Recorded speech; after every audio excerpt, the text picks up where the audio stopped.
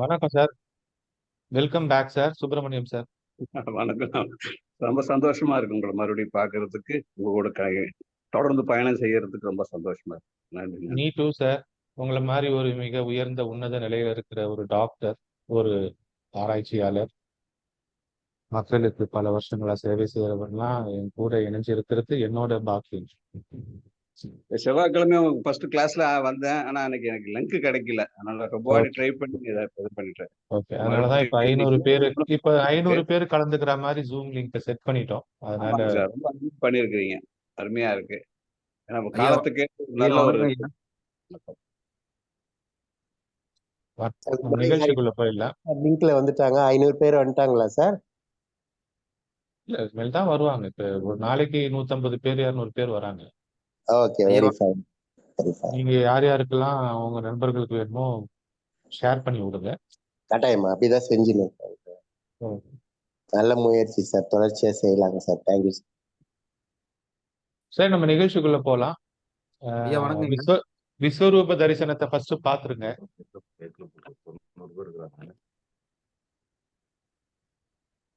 So இன்னைக்கு நம்ம பேசுறது தலைப்பு புதன் என்னும் மாயக்கண்ணன் அப்படின்ற தலைப்புல நம்ம சிந்திக்கிறோம்.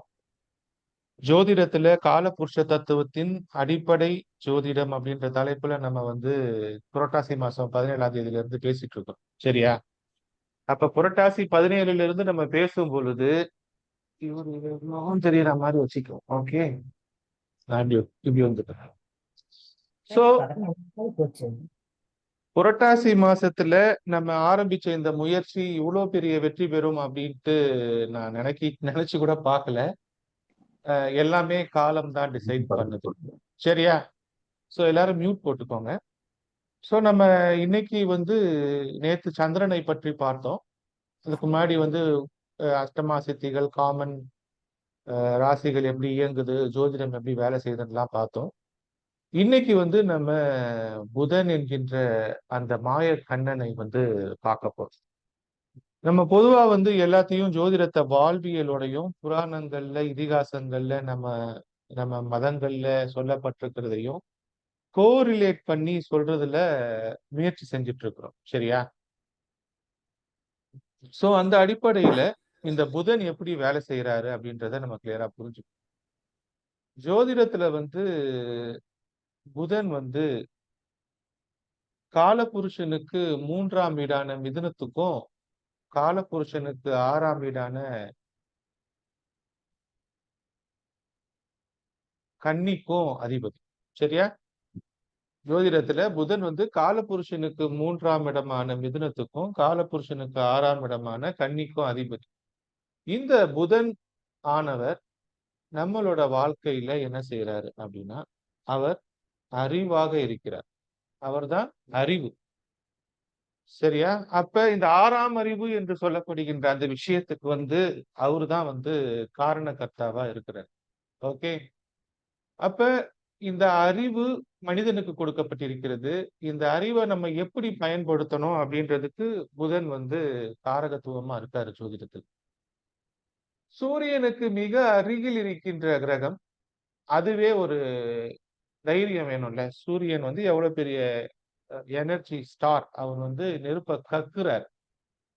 அவருக்கு பக்கத்துல இருக்கிற அந்த அதிகாரம், அந்த தைரியம், அந்த தன்னம்பிக்கை, அது புதனுக்கு இருக்கு. புதன் தான் நம்ம மனித உடல்ல நரம்பு மண்டலத்துக்கு அதிபதியா இருக்கிறாரு. நர்வ் சிஸ்டத்துக்கு அதிபதியா இருக்கிறாரு. பிரெயினுக்கு அதிபதியா இருக்காரு. மூளைக்கு அதிபதியா இருக்காரு.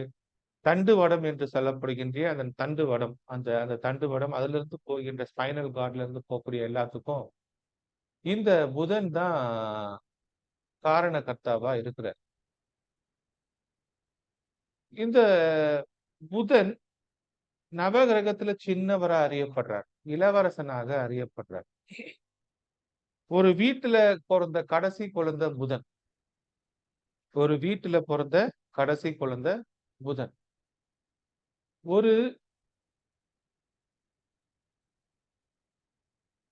புதன் அப்படின்னு எடுக்கும் பொழுது இந்த புதனோட சேர்த்து குருவும் சேர்ந்தே உங்களுக்கு பயணிப்பார். எப்படின்னா, சர, ஸ்திர, உபயராசிகள் என்று சொல்லப்படுகின்ற அந்த தத்துவத்துல, சரராசி, சிரராசி, உபயராசி என்று சொல்லப்படுகின்ற அந்த தத்துவத்துல,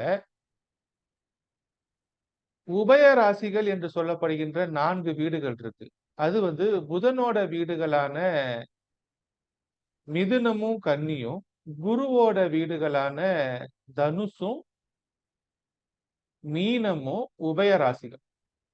என்னத்துக்கு இந்த உபயராசிகள் இருக்குது அப்படின்னு பாத்தீங்கன்னா, இந்த உபயராசிகள் மத்த 8 ராசிக்கும் சப்போர்ட் பண்ற ஒரு சிஸ்டமா வேலை செய்யும்.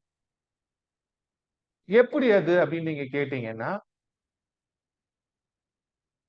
இப்ப புதனோட காரகத்துவம் என்னது? கம்ப்யூட்டர். கரெக்டா? புதனோட காரகத்துவம் கம்ப்யூட்டர், அஸ்ட்ராலஜி, பிரிண்டிங், ட்ரேடிங், வணிகம். நார்மலா பாக்குற வணிகம் இது எல்லாமே புதனோட காரகத்துவத்துல வரும்.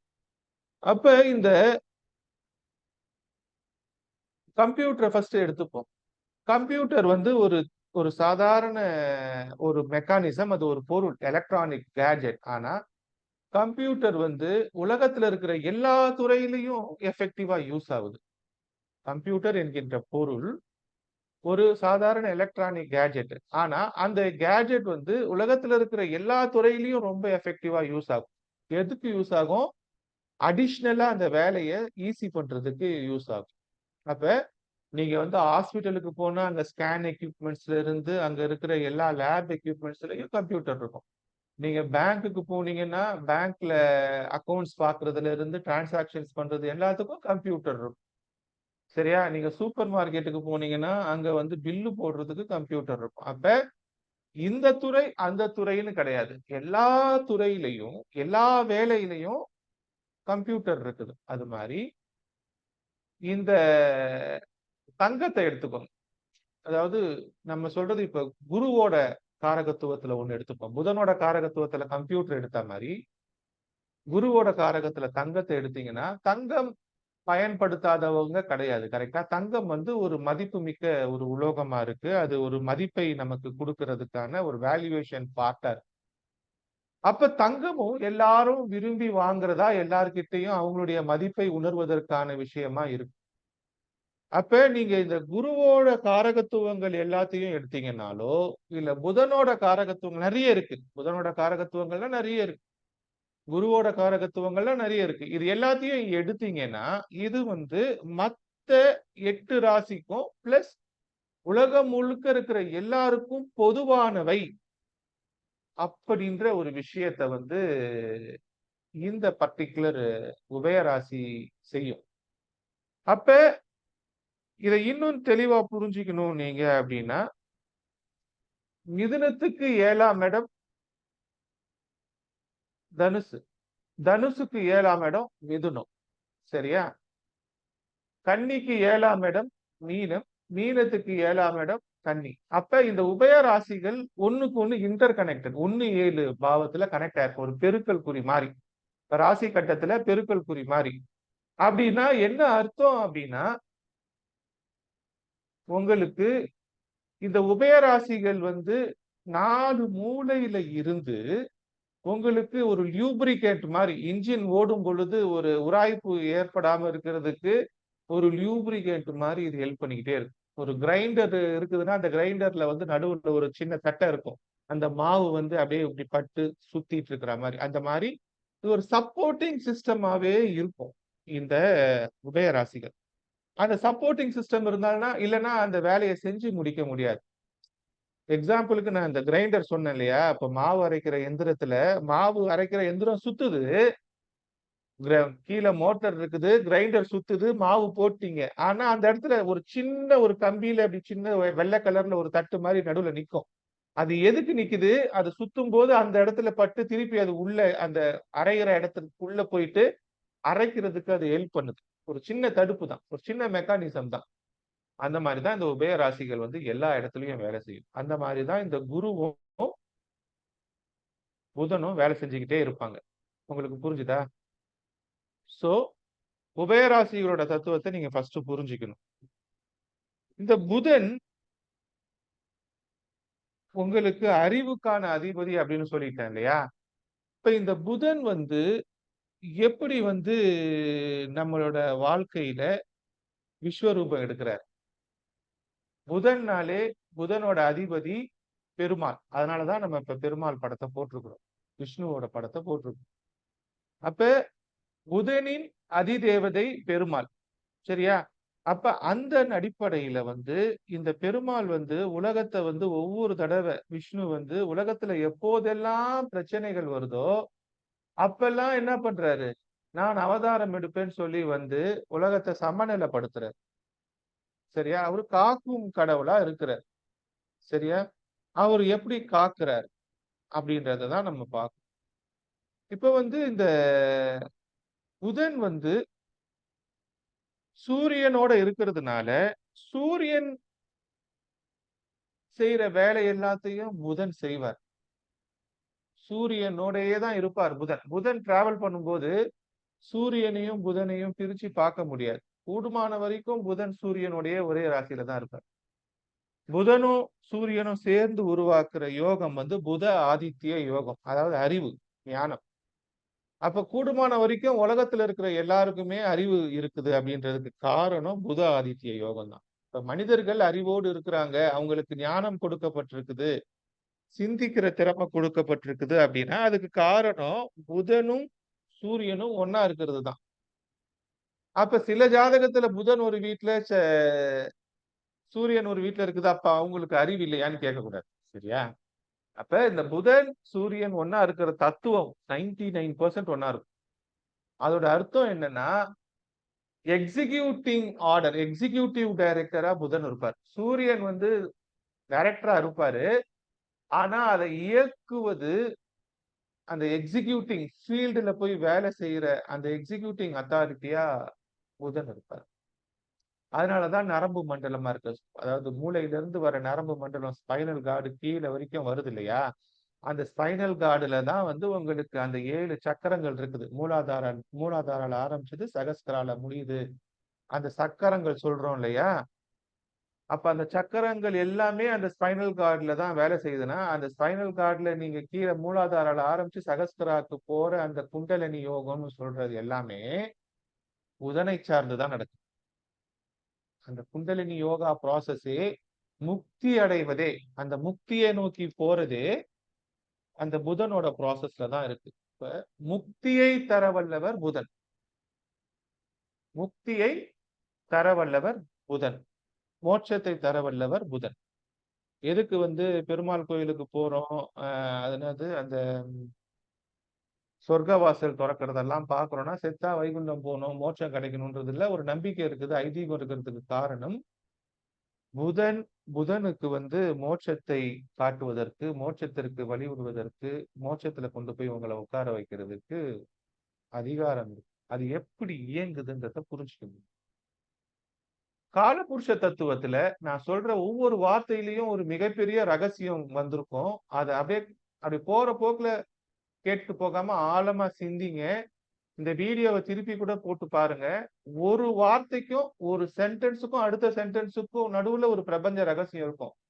அதை அப்படியே கடந்து போயிடாதீங்க, சரியா? ஒவ்வொரு சென்டென்ஸ்லயும் ஒரு மிகப்பெரிய தத்துவம் இருந்துடும். அதை வந்து கடந்து சாதாரணமா ஒரு உரையா நினைச்சிடாதீங்க. அப்ப இந்த கால புருஷ தத்துவத்துல இருக்கிற அந்த 12 ராசிகள்ல பார்க்கடலா நீங்க இமேஜின் பண்ணணும். பெருமாள் வந்து பார்க்கடல்ல படுத்திருக்கிறார், சரியா? வைகுண்டம் அப்படின்ற ஒரு விஷயத்தை நீங்க ராசி கட்டமா நினைச்சுக்கோங்க. இப்போ உங்க உடம்பு தான் பார்க்கடல். இப்ப உங்க உடம்பே பார்க்கடல், சரியா?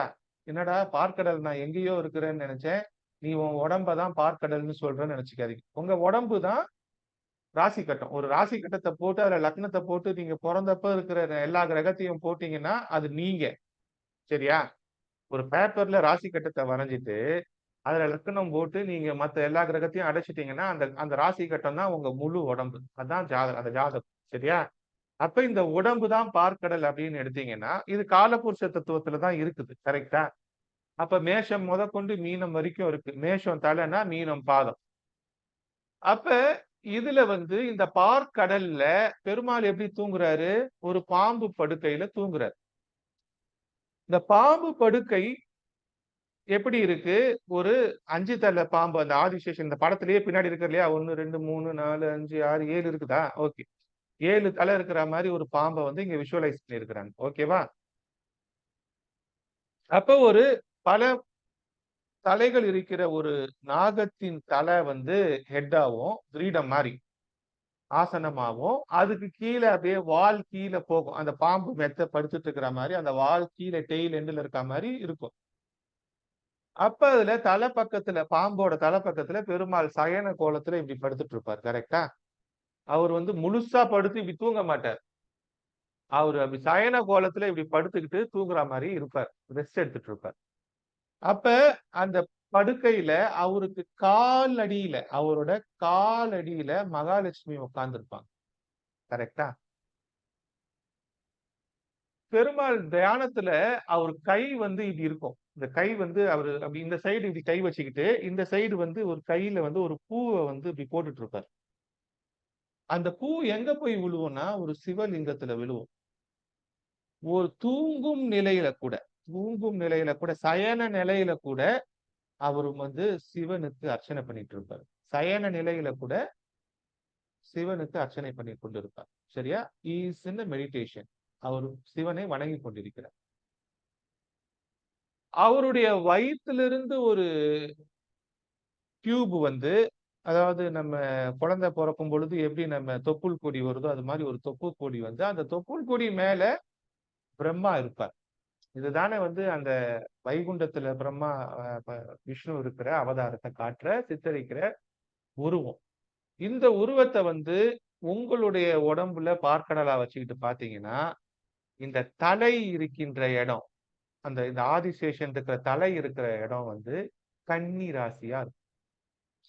காலபுருஷனுக்கு 6ஆம் வீடாகிய கன்னி ராசியில தலை, அந்த இடத்துல பெருமாள் தலை வச்சு படுத்திருக்கிறார். உங்க ராசி கட்டத்தை போட்டுட்டு அந்த ராசி கட்டத்தை குறுக்குல பெருமாள் டயகனலா இப்படி தலையை வச்சு படுத்துட்டு இருக்கிற மாதிரியும், அவரோட பாதம் மீனத்துல இருக்கிற மாதிரியும் இமேஜின் பண்ணுங்க.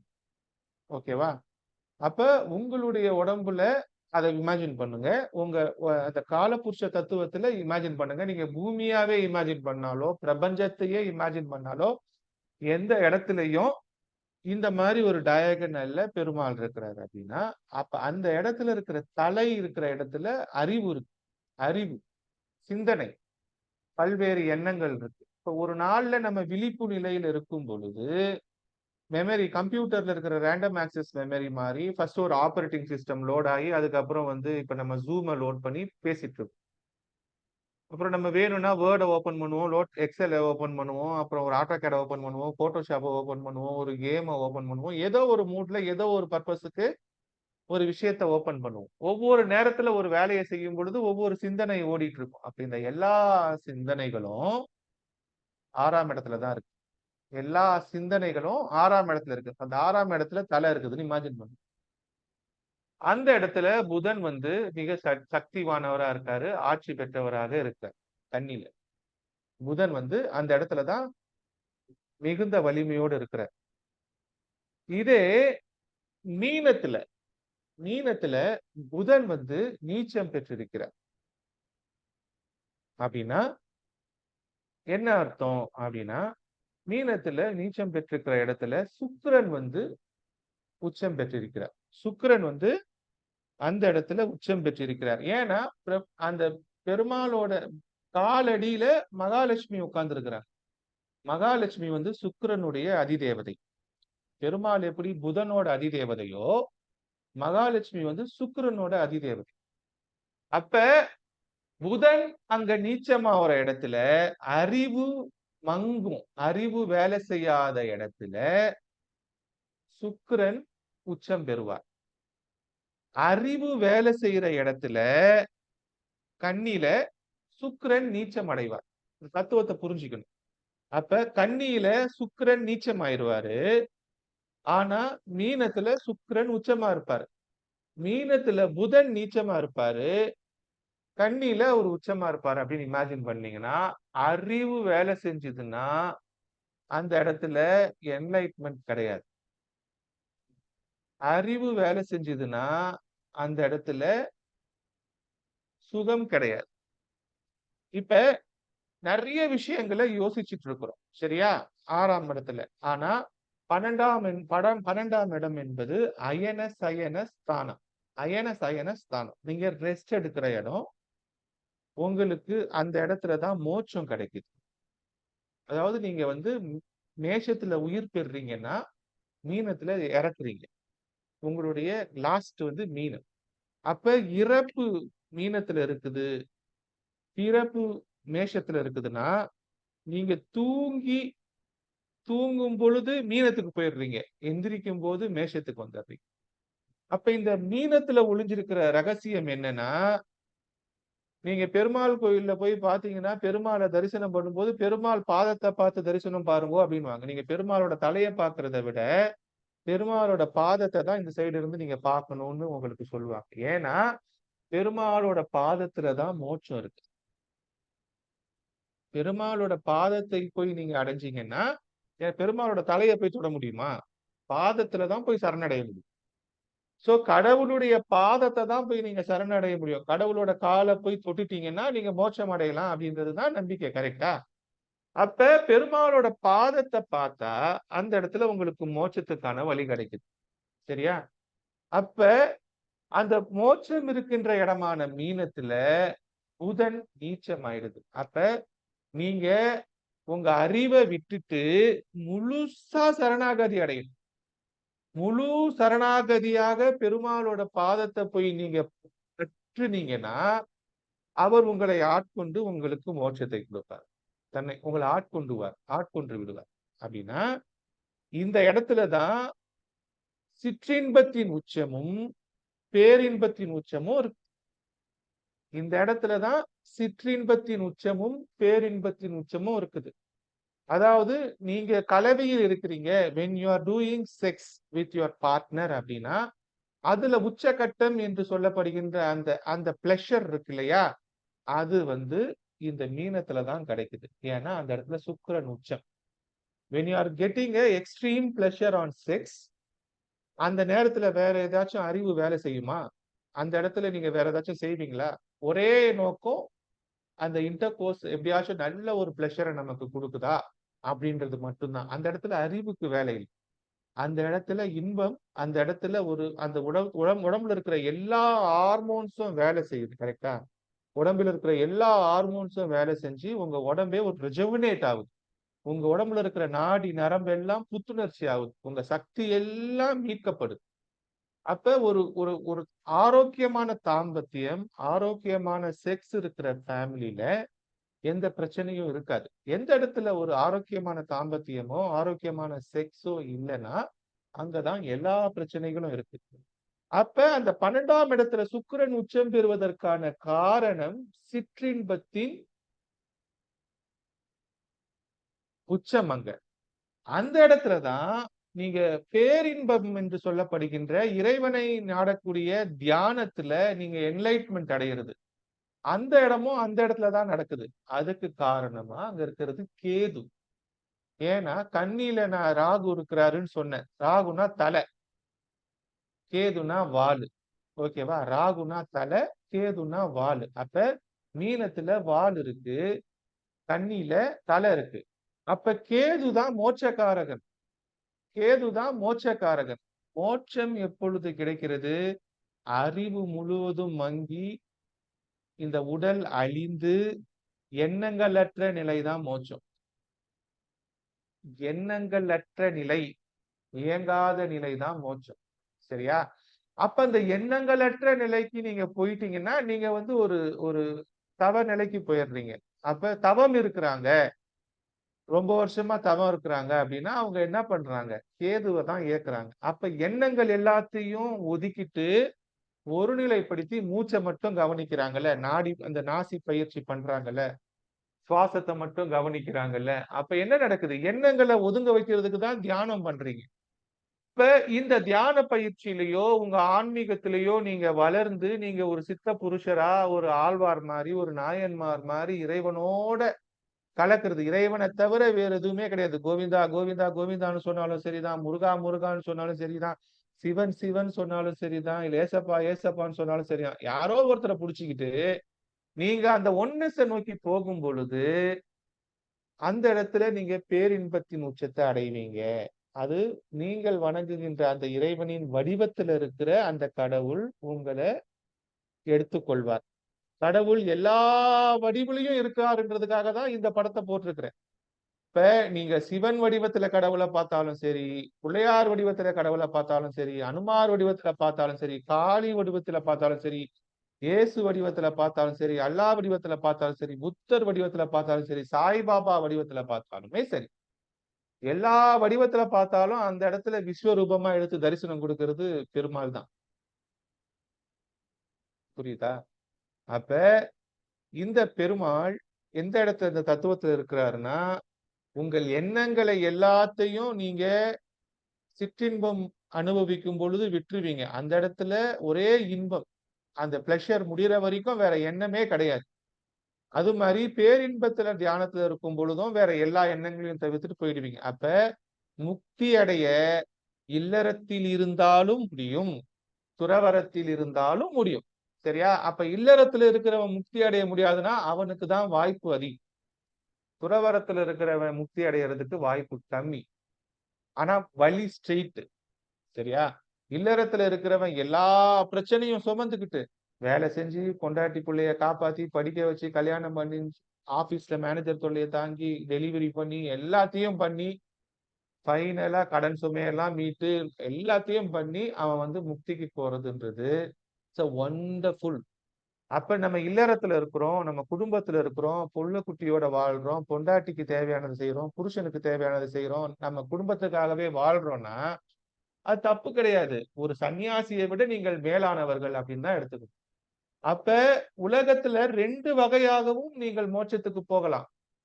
இல்லறத்தின் மூலமாகவும் போகலாம். ஒரு முழுமையான தாம்பத்திய வாழ்க்கையை வாழ்ந்தும் நீங்க மோட்சத்தை அடையலாம். இல்ல துறவரத்தின் மூலமாகவும் போகலாம். There are 2 ways.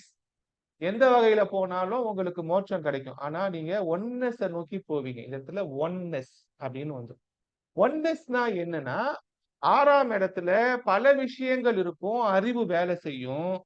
ஆனா மீனத்துல உங்களுக்கு அறிவு அறிவு மங்கி இன்பம் கிடைக்கும். அப்ப அந்த கான்செப்ட புரிஞ்சுக்கிட்டீங்கன்னா நீங்க தூங்கும் போது என்ன யோசிக்கிறீங்க? தூங்கும் போது உங்க பிரெயின் ஷட் டவுன் ஆயிடுதா? தூங்கி எந்திரிச்சோன்னு தான் திருப்பி எண்ணங்கள் வந்துருது. இன்னைக்கு காலையில எந்திரிச்சோன்னு இன்னைக்கு என்ன செய்யணும், இன்னைக்கு என்ன இருக்கு, இன்னைக்கு கடன்காரன் ஒருத்தனுக்கு டியூ கட்டணுமே, இன்னைக்கு ஆபீஸ்ல அந்த டெலிவரி பண்ணணுமே, இன்னைக்கு அந்த ஊருக்கு போகணும்னு சொன்னோமே, இன்னைக்கு அவன்கிட்ட அதை பேசணுமே, பொண்டாட்டிக்கு அதை வாங்கி தரணும்னு சொன்னோமே, பசங்களுக்கு ஃபீஸ் கட்டணுமே, இதெல்லாம் தூங்கி எந்திரிச்சோன்னு பிரச்சனைகள் தூங்கி எந்திரிச்சோன்னு பிரச்சனைகள் லோட் ஆயிடும்.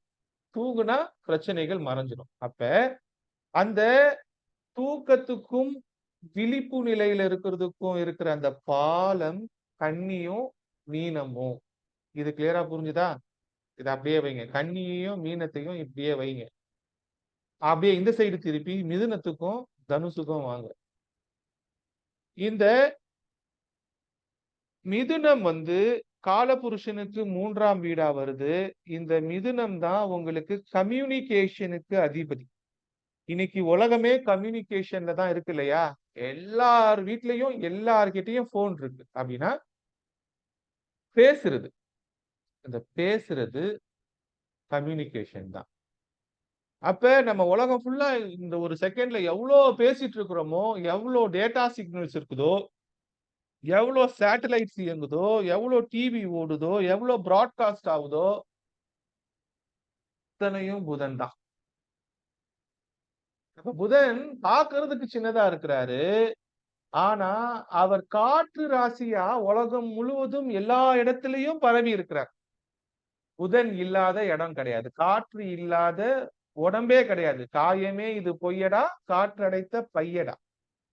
அப்ப பார்ப்பதற்கு சிறிது, மூர்த்தி சிறிது, கீர்த்தி பெரிது. The communication is everything. சரியா? ஷார்ட் டிஸ்டன்ஸ் டிராவல், குறுகிய தூர பயணம் எல்லாமே புதன் தான். 3ஆம் இடம் தான். அப்ப நீங்க காலையில எந்திரிச்சு டீ கடைக்கு போய் டீ வாங்கி குடிச்சிட்டு வீட்டுக்கு வரதோ, இல்ல காலையில வாக்கிங் போயிட்டு வீட்டுக்கு வரதோ, இது உடம்புக்கு நல்லதுன்னு சொல்றோம். காலையில வாக்கிங் போறது. அப்ப காலையில வாக்கிங் போனா உனக்கு சுகர் வராதுன்னு சொல்றோம். அப்ப காலையில 1/2 மணி நேரம், 1 மணி நேரம் நடந்தா it's a short distance travel. அப்ப அந்த குறுகிய கால அந்த டிராவல் பண்றது உடல் இயக்கத்துக்கு உதவுது, உடல் சீராகிறதுக்கு உதவுது, சர்க்கரை நோய் வராம இருக்குது.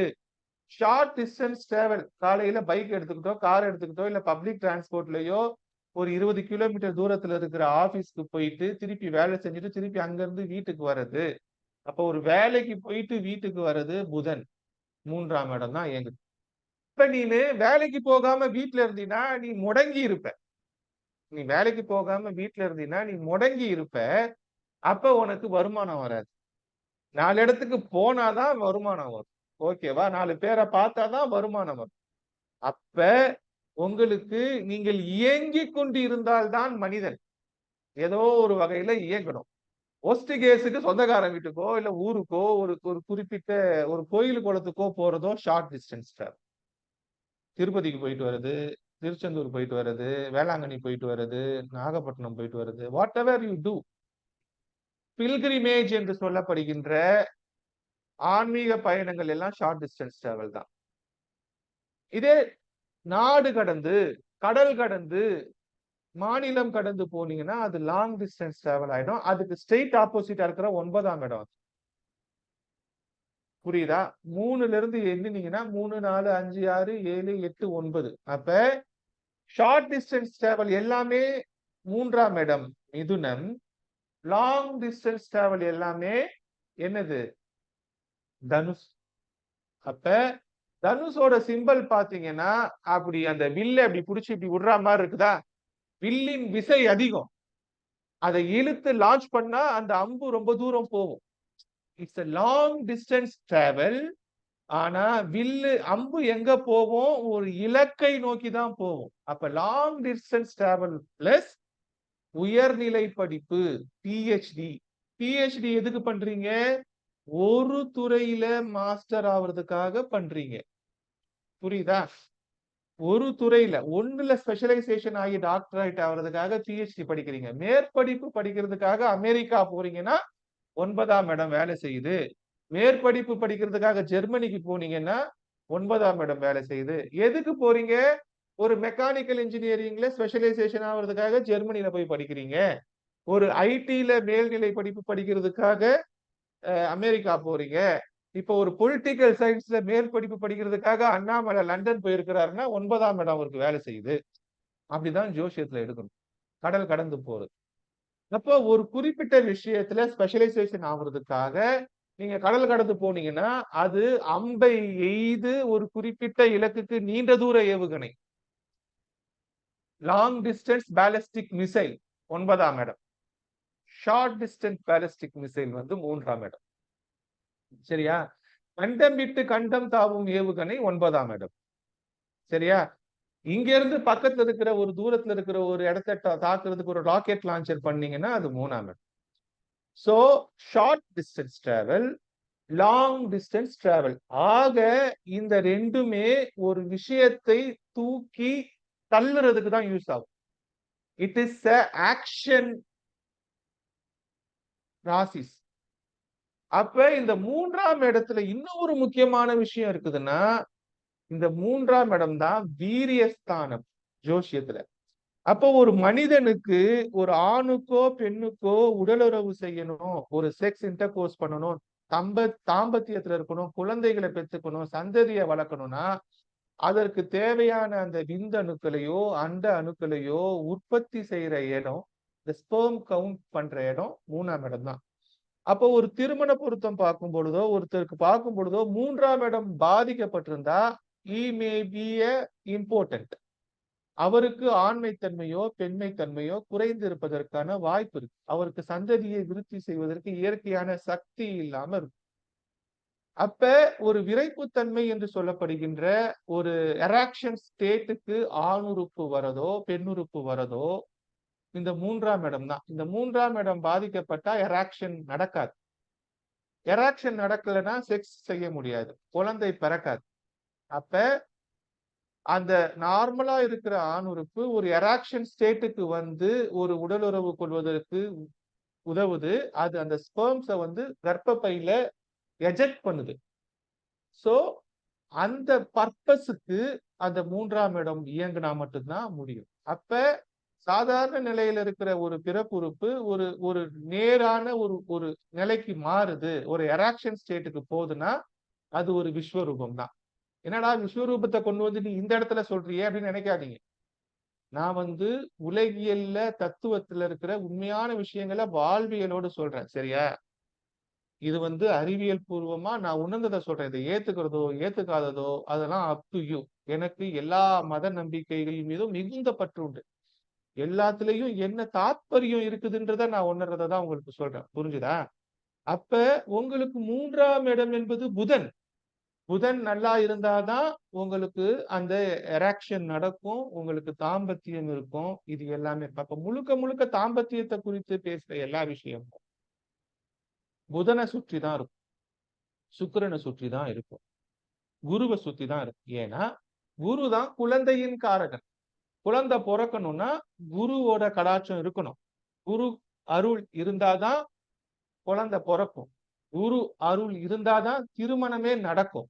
சரியா? திருமணம் நடந்தாதானே குழந்தை பிறக்கிறது. அப்ப திருமணம் நடக்கிறது, குழந்தை பிறக்கிறது, இது எல்லாமே இந்த குருவும் புதனும் சேர்ந்து செய்யற வேலைங்க தான். இவங்க இந்த உபய ராசிகள் ரொம்ப கரெக்டா வேலை செஞ்சுதுன்னா மத்த எல்லா ராசியும் எப்படியாச்சும் வேலை செய்ய வச்சிருக்கும். சரியா? அப்ப அந்த உபய ராசிகளுக்கு அதிபதியான குருவையும் புதனையும் நம்ம ப்ளீஸ் பண்றோம், குருவையும் புதனையும் அவங்களோட அனுகிரகத்தை பெறோம்னா பூமியில நம்ம எதை வேணாலும் சாதிக்கலாம். எந்த குறைபாடுகளாக இருந்தாலும் அதை இவங்க 2 பேரும் சரி பண்ணி கொடுக்கறதுக்கு முடியும், இந்த உபய ராசிகள் அதிபதிகள். அப்ப உங்களுக்கு இந்த அடிப்படையில 6ஆம் இடம் என்பது உங்களுடைய கட்டில். 6ஆம் இடம் என்பது உங்களுடைய கட்டில். 6ஆம் இடம் என்பது உங்களுடைய கட்டில்னா 5ஆம் இடம் என்பது நீங்கள், 7ஆம் இடம் என்பது உங்கள் மனைவி. நீங்க 2 பேரும் சேர்ந்து தாம்பத்திய இடம் பண்றதுன்றது 6ஆம் இடம். 6ஆம் இடம் என்பது நீங்க வேலை செய்யற இடம். இப்ப நான் இங்க உட்கார்ந்து இருக்கிறேன், நீங்க எல்லாம் உங்க வீட்டுல உட்கார்ந்து இருக்கீங்க, என்னோட முன்னாடி ஒரு டேபிள் இருக்குது, அந்த டேபிள்ல ஒரு கம்ப்யூட்டர் இருக்குதுன்னா இந்த டேபிளும் இந்த கம்ப்யூட்டரும் இந்த கம்ப்யூட்டர்ல இருக்கிற ஜூமும் 6ஆம் இடம். அந்த 6ஆம் இடம் இந்த டேபிள் மேல இருக்கிற கம்ப்யூட்டர், இந்த கம்ப்யூட்டர்ல உள்ள இருக்கிற ஜூம், இந்த ஜூமை இயக்குற இன்டர்நெட், இது எல்லாம் 6ஆம் இடம். இந்த ஜூமுக்கு வெளியில இருக்கிற நான் 5ஆம் இடம், இந்த ஜூமுக்கு வெளியில இருக்கிற நீங்க எல்லாம் 7ஆம் இடம். அப்ப தினசரி வாழ்க்கையில நம்ம ஒரு ஒரு நண்பனோட பேசிட்டு இருக்கிறோமோ, இல்ல ஒரு வாடிக்கையாளரோட பிசினஸ் பண்றோமோ, உங்களுக்கும் இன்னொருத்தருக்கும் ஒரு கம்யூனிகேஷன் நடக்குது, ஒரு ஒரு டிரான்சாக்ஷன் நடக்குது, ஒரு பிசினஸ் நடக்குதுன்னா அந்த இடத்துல நீங்க 5ஆம் இடத்துல இருந்து வேலை செய்வீங்க, ஆப்போனன்ட் 7ஆம் இடத்துல இருந்து வேலை செய்வாரு, நடுவுல 6ஆம் இடம் இருக்கும். இதுல நடக்கிற வினை கடனாக மாறும். அந்த செயல் கர்மாவா மாறும். அந்த கர்மா டெம்பரவரியா 6ஆம் இடத்துல இருக்கும். அந்த டெம்பரவரியா இருக்கிறத நீங்க செட்டில் பண்ணலன்னா அது பெர்மனன்ட் ஸ்டோரேஜுக்கு போயிடும். எங்க போகும்? 12ஆம் இடத்துக்கோ 8ஆம் இடத்துக்கோ போய் ஸ்டோர் ஆகும். இது கிளியரா புரிஞ்சுக்கணும். அப்ப நம்ம டே டு டே லைஃப்ல செய்யற ஒவ்வொரு விஷயமும் 6ஆம் இடத்துல தான் நடந்துகிட்டு இருக்கு. அந்த 6ஆம் இடம் புதனோட வீடு. அதை செய்யறதுக்கு சக்தியை கொடுக்கிறது 3ஆம் இடம். அதை செய்யறதுக்கு சக்தியை கொடுக்கிறது 3ஆம் இடம். அப்ப சக்தியையும் 3ஆம் இடம் கொடுக்குது, செய்யறதுக்கான இடத்தையும் 6ஆம் இடம் கொடுக்குது. அதுல நடக்கிற ஒரு டிரான்சாக்ஷன் டெம்பரவரியா நடந்துட்டு இருக்குது. டிரான்சாக்ஷன் பண்ணி நீங்க ஸ்கொயர் பண்ணிட்டீங்க, உங்களுக்கும் அவருக்கும் எந்த பிரச்சனையும் இல்லைன்னா, டிஸ்பியூட் இல்லைன்னா ஒன்னும் இல்லை, முடிஞ்சிருச்சு. அதுல ஒரு டிஸ்பியூட் இருக்குதுன்னா, ஒரு கூட்டத்தில் ஒரு நீங்க ஒண்ணு கொடுக்க வேண்டியிருக்குது, அவரு ஒண்ணு கொடுக்க வேண்டியிருக்குது, ஒரு பரிவர்த்தனையில ஒரு டிரான்சாக்ஷன்ல பெண்டிங் இருக்குதுன்னா அந்த கர்மா உங்களுக்கோ அவருக்கோ அந்த இடத்துல இருக்குது. அத இந்த வாழ்க்கை வாழ்வதற்குள்ள நீங்க சார்ட் அவுட் பண்ணிட்டீங்கன்னா கர்மா பெர்மனண்டா ரெஜிஸ்டர் ஆகாது. வாழ்க்கை வாழ்றதுக்கு முன்னாடி சார்ட் அவுட் பண்ணலன்னா அது உங்களுடைய கர்மால போய் சேர்ந்துடும். உங்களுக்கு புரியுதா? இன்னைக்கு நீங்க வந்து ஒருத்தர்கிட்ட ஒரு கடன் வாங்குறீங்க, ஒரு 2 லட்ச ரூபாய் கடன் வாங்குறீங்க, நீங்க சாவுறதுக்குள்ள கொடுத்துட்டீங்க. அப்படின்னா அந்த டிரான்சாக்ஷன் முடிஞ்சிருச்சு. அப்ப நீங்க வாங்குனீங்க, நீங்க குடுத்துட்டீங்க, முடிஞ்சிருச்சு. ஒருவேளை நீங்க இறந்துட்டீங்க, கடன் குடுக்கல அப்படின்னா, அந்த கடன் அப்படியே தானே இருக்குது. அப்ப அந்த கடன் உங்களுடைய கர்மால போயிடும். அடுத்த பொறப்புல வரும்போது திருப்பி வந்துரும்.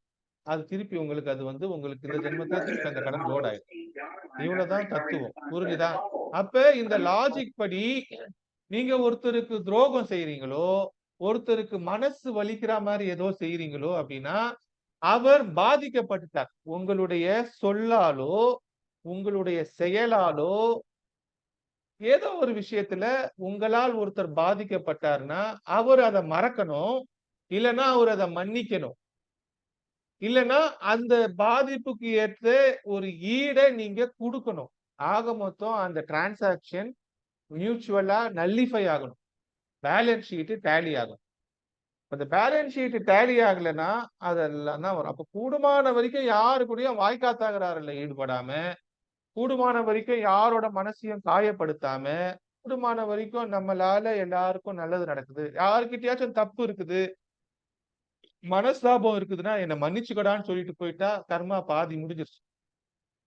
மறப்பதும், மறப்பதும், மன்னிப்பதும் 6ஆம் இடத்துக்குரியவை. எந்த அளவுக்கு மன்னிக்கிறீங்களோ, அந்த அளவுக்கு உங்கள மத்தவங்க மன்னிப்பாங்க.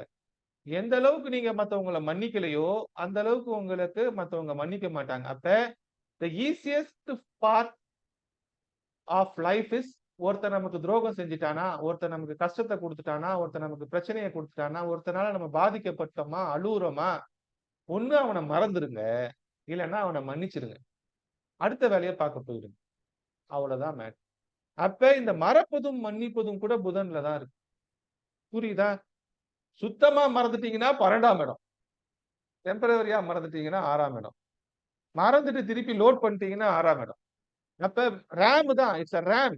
லோட் பண்றீங்க, டிஸ்போஸ் பண்றீங்க, திருப்பி லோட் பண்றீங்க, டிஸ்போஸ் பண்றீங்க. அப்ப நீங்க டே டு டே உங்க டேபிள்ல வச்சு ட்ரேடிங் பண்றது.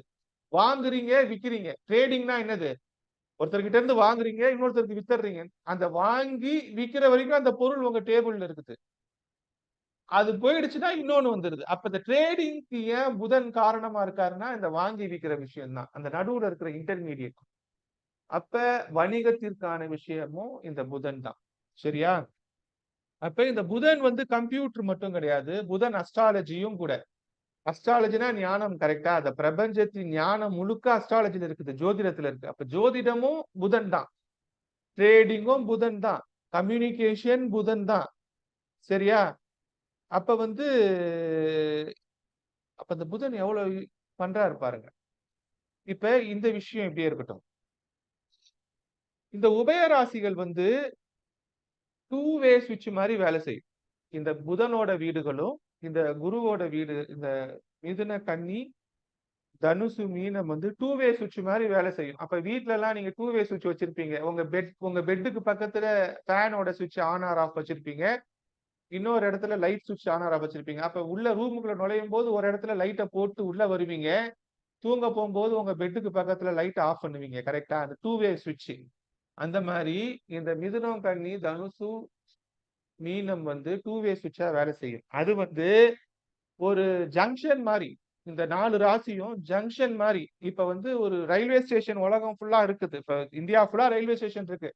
தமிழ்நாடு ஃபுல்லா ரயில்வே ஸ்டேஷன் இருக்குது. ஆனா எல்லா ரயில்வே ஸ்டேஷனையும் ஜங்ஷன்னு சொல்ல மாட்டோம். ரயில்வே ஜங்ஷன்னு சொன்னா என்ன அர்த்தம்?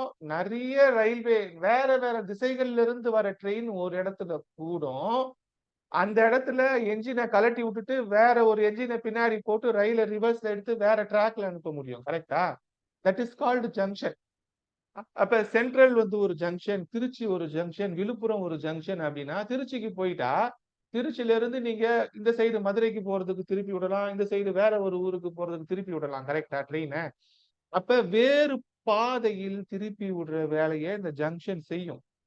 இப்ப இந்த உபயராசிகள் ஜங்ஷன் வேலையை செய்யும். உபயராசிகள்ல இருந்தா நீங்க எந்த ஊருக்கு வேணாலும் போலாம். உபயராசிகள்ல இருந்தா அ எல்லா ஊருக்கும் டிக்கெட் கிடைக்கும்ன்ற மாரி எல்லா ஊருக்கும் டிக்கெட் கிடைக்கும். எந்த ராசிக்கு வேணாலும் போலாம். சரியா? குறிப்பா முன்னாடி, பின்னாடி போயிட்டு வரலாம். உபயராசிகள்னா இப்ப மிதுனத்துல இருக்கிறீங்கன்னா, இட்ஸ் a கம்யூனிகேஷன் இல்லையா? அதுல ராசியே இரட்டைப்படை தன்மை கொண்டது. ஓகேவா? அப்படின்னா என்னன்னா, நீங்க எப்போதுமே கிரகங்கள் வந்து இப்படித்தானே போகும். அப்ப கிரக சுழற்சி வந்து மேஷத்துல ஆரம்பிச்சதுன்னா ரிஷபத்துக்கு போகும், மிதுனத்துக்கு போகும், கடகத்துக்கு போகும். இப்படிதான் கிளாக் வைஸ் கிரகங்கள் மூவ் ஆகுது. Rahu Ketu anticlockwise move ஆகுது. ஓகேவா? ஆனா இந்த மிதுனத்துல இருந்தீங்கன்னா அங்க இருந்து ரிவர்ஸ்ல நீங்க 2ஆம் வீட்டுக்கு போலாம். அங்க இருந்து நீங்க 3ஆம் வீட்டுக்கும் போலாம். அப்ப ஒரு 2 வே பைப் மாதிரி அது வேலை செய்யும். அப்ப மிதுனத்துல ஒரு விஷயத்தை டெலிவரி பண்ணீங்கன்னா நீங்க ரிவர்ஸ்ல இந்த சைடும் டெலிவரி பண்ணிக்கலாம், கடகத்திலையும் டெலிவரி பண்ணலாம், ரிஷபத்திலையும் டெலிவரி பண்ணலாம். நார்மலா வேற எங்கேயும் டெலிவரி பண்ணலாம் ஈஸியா. ஆனா இங்க ஈஸியா பக்கத்திலேயே 2 பைப்ஸ் இருக்கும். அது மாதிரி கன்னியில நீங்க ஒண்ணு டெலிவரி பண்ணீங்கன்னா அதை சிம்மத்துக்கும் டெலிவரி பண்ணலாம், சுக்கிரனுக்கும் டெலிவரி பண்ணிடலாம். அதாவது துலாத்துக்கும் டெலிவரி பண்ணிடலாம். தனுசுல ஒண்ணு இருக்குதுன்னா அதை நீங்க விருச்சிகத்துக்கும் டெலிவரி பண்ணலாம், மகரத்துக்கும் டெலிவரி பண்ணலாம். அது மாதிரி இதுல மீனத்துல ஒரு விஷயம் இருந்துச்சுன்னா அதை மேஷத்துக்கும் டெலிவரி பண்ணலாம், கும்பத்துக்கும் டெலிவரி பண்ணலாம். அப்ப இந்த 4 இடத்துல இருக்கிற உபய ராசிகள் அப்படி ஃப்ரண்ட்ல அப்படி தள்ளி விட்டாலும் தள்ளி விடும், பேக்ல தள்ளி விட்டாலும் தள்ளி. It can be pull, it can be push.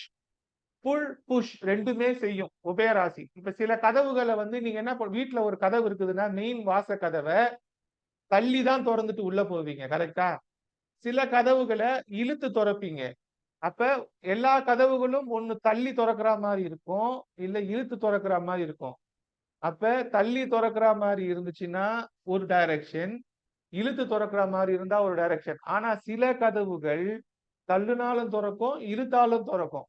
அதுதான் உபய ராசிகள். இந்த சைடும் போலாம், இந்த சைடும் வரலாம். இதை கிளியரா புரிஞ்சுக்கிட்டீங்கன்னா இந்த உபய ராசிகளோட தத்துவங்கள் புரியும். அப்ப ஒரு நிமிஷம்.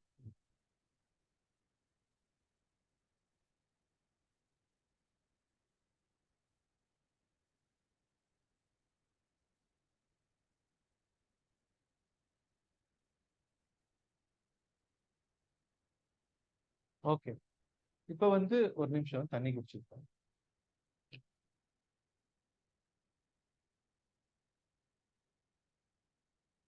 இப்ப இன்னும் ஒரு முக்கியமான தத்துவத்தை நான் சொல்றேன். இப்ப வந்து நீங்க வந்து ஒரு குழந்தை பிறக்கணும்னா தந்தை தேவை. கரெக்டா? ஒரு குழந்தைனா தந்தை. ஜோதிடத்துல தந்தையை குறிக்கிற ஸ்தானம் என்னது? 9ஆம் இடம். அப்ப காலபுருஷ ராசிக்கு 9ஆம் இடம் வந்து தனுசு. இப்ப இந்த தனுசு என்ன செய்வாருன்னா உங்களுக்கு எப்பெல்லாம் எனர்ஜி தேவையோ அவர் ஒரு கரண்ட் மாதிரி. தனுசு என்பது தந்தை மட்டும் கிடையாது, குருவையும் குறிக்கும். தனுசு என்பது 9ஆம் இடம் என்பது தந்தை குரு ரெண்டத்தையும் குறிக்கும். அப்ப இந்த குரு ஸ்தானத்துல இருக்கிறவரோ இல்ல தந்தை ஸ்தானத்துல இருக்கிறவரோ இல்ல கடவுள் ஸ்தானத்துல இருக்கிற ஒருத்தரோ நீங்க வேண்டும் பொழுது உங்களுக்கு கொடுக்கறதற்கு தயாரா இருக்கிறார்.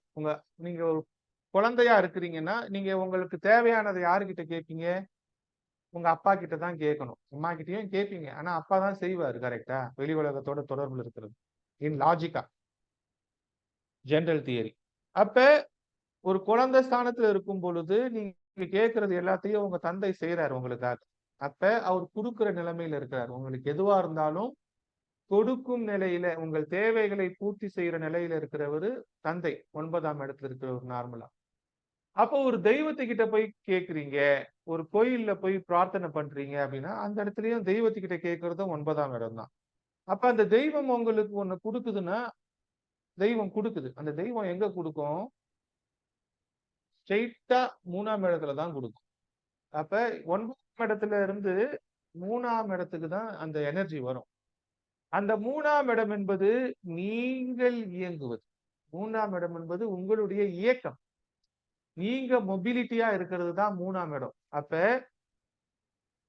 தெய்வத்தால் ஆகாதெனினும் முயற்சி தன் மெய் வருத்த கூலி தரும் அப்படின்னு திருவள்ளுவர் ஏன் சொல்றாருன்னா, தெய்வத்தால் ஆகாதெனினும் அது 9ஆம் இடம்.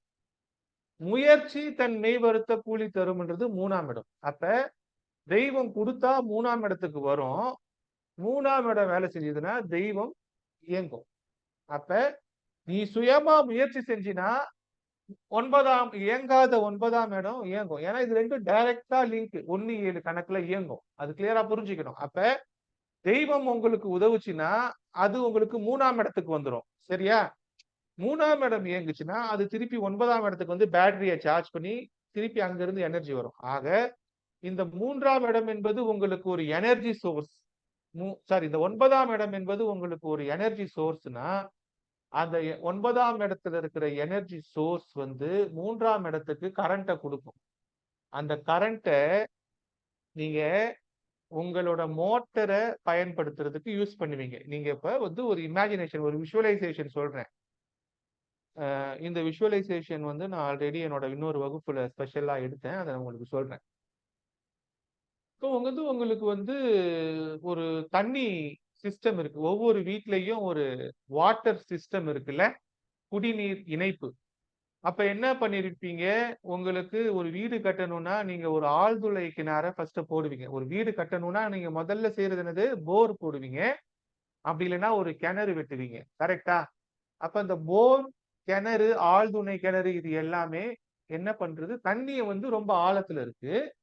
அப்ப தண்ணி இருந்தாதான் அந்த இடத்துல வாழ முடியும். தண்ணின்றது ஒரு எனர்ஜி, பஞ்சபூதத்துல ஒரு எனர்ஜி, ஒரு சக்தி.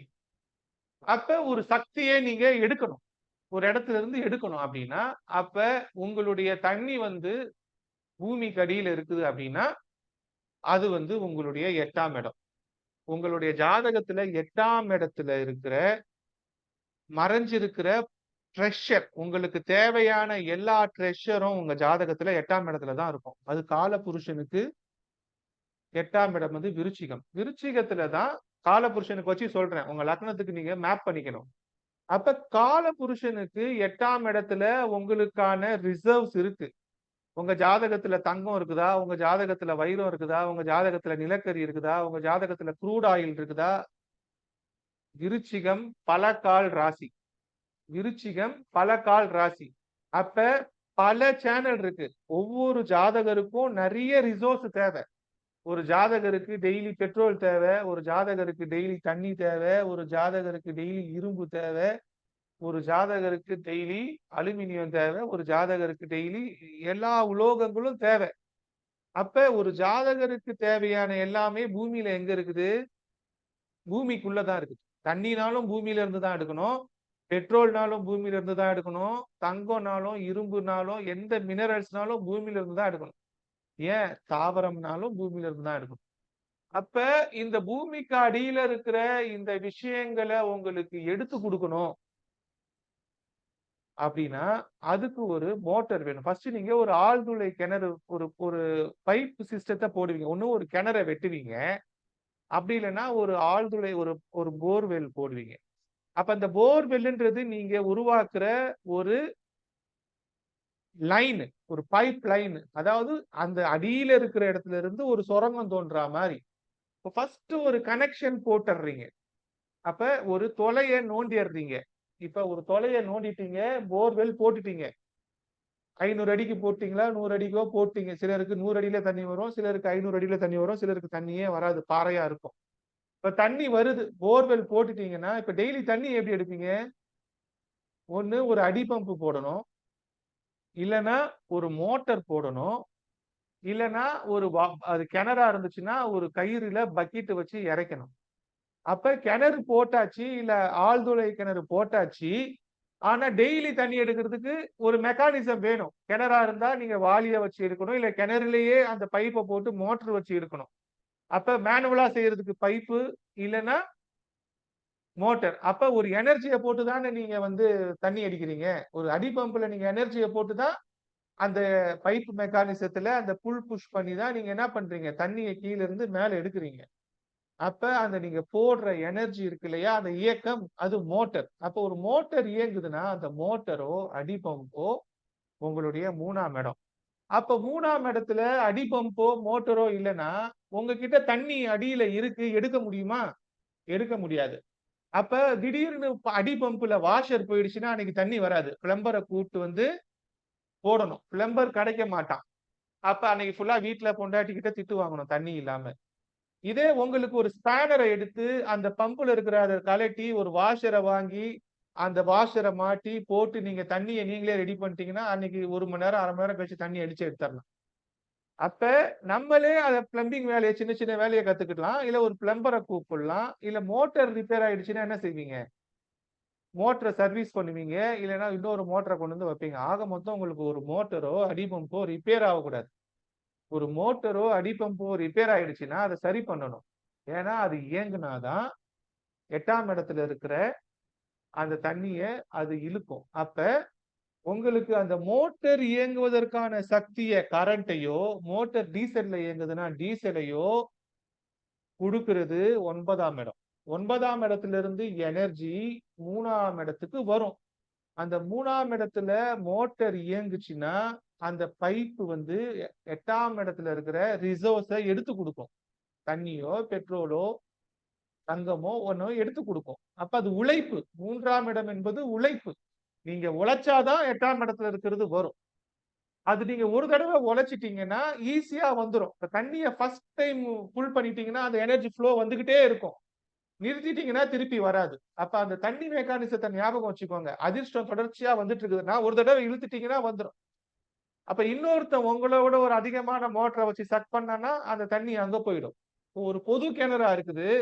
பொது கிணறுல நீங்க வந்து தண்ணி எடுக்கிறீங்க. இப்ப ஒரு ஒரு ஒவ்வொரு ஊர்லயும் டவுன் பஞ்சாயத்தோ வீட்லயோ மேல்நிலை தொட்டில இருந்து பைப்பு சிஸ்டம் கொடுத்து ஒவ்வொரு வீட்லயும் வந்து அந்த ஒரு டேங்க்ல வந்து தண்ணி விழுகுற மாதிரி செட் பண்ணிருக்கிறீங்க. அப்ப அந்த சிஸ்டத்துல ஃபோர்ஸ் அதிகமா இருக்கிறவனுக்கு, அந்த வாட்டர் டேங்க் பக்கத்துல ஃபோர்ஸ் அதிகமா இருக்கிறவனுக்கு வீட்டுக்கு டேங்க் சீக்கிரமா நிறைஞ்சிரும். தண்ணி ஃபோர்ஸ் அதிகமா வரும். அந்த வாட்டர் டேங்கை விட்டு தூரமா இருக்கிறவனுக்கு தண்ணி சரியா வராது. அப்ப என்ன பண்ணுவாங்க? ஒரு பம்பிங் சிஸ்டத்துல நடுவுல ஒரு இன்னொரு மோட்டரை போட்டு அந்த கார்ப்பரேஷன் வந்து முனிசிபாலிட்டி அந்த ஃப்ளோவை வந்து இன்க்ரீஸ் பண்ணி கொடுக்குது. அப்ப எனர்ஜி குறைஞ்சிருச்சுன்னா அதை இன்க்ரீஸ் பண்ணி கொடுக்கறதுக்கு என்ன பண்ணுது? பம்பிங் ஸ்டேஷன் வைக்குது. கரண்ட் வந்து நெய்வேலியிலயோ இல்ல ஏதோ ஒரு கரண்ட் உற்பத்தி ஆகிற இடத்துல இருந்து உங்களுக்கு டிரான்ஸ்மிட் ஆகுது. ஆனா உங்க வீட்டுக்கு வர்றதுக்கு முன்னாடி சப்ஸ்டேஷன்ஸ் வச்சு அதை ஸ்டேபிளைஸ் பண்ணி டிஸ்ட்ரிபியூஷன் பண்றாங்க. கரெக்டா? நேரா உற்பத்தி ஆகிற கரண்ட் உங்க வீட்டுக்கு வர்றதுக்குள்ள அது எனர்ஜி குறைஞ்சிரும்.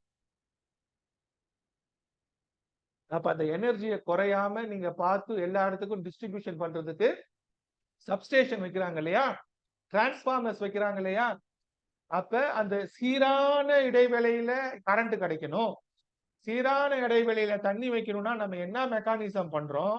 அந்த மெக்கானிசத்தை நம்ம 3ஆம் இடத்துல பண்ணணும்.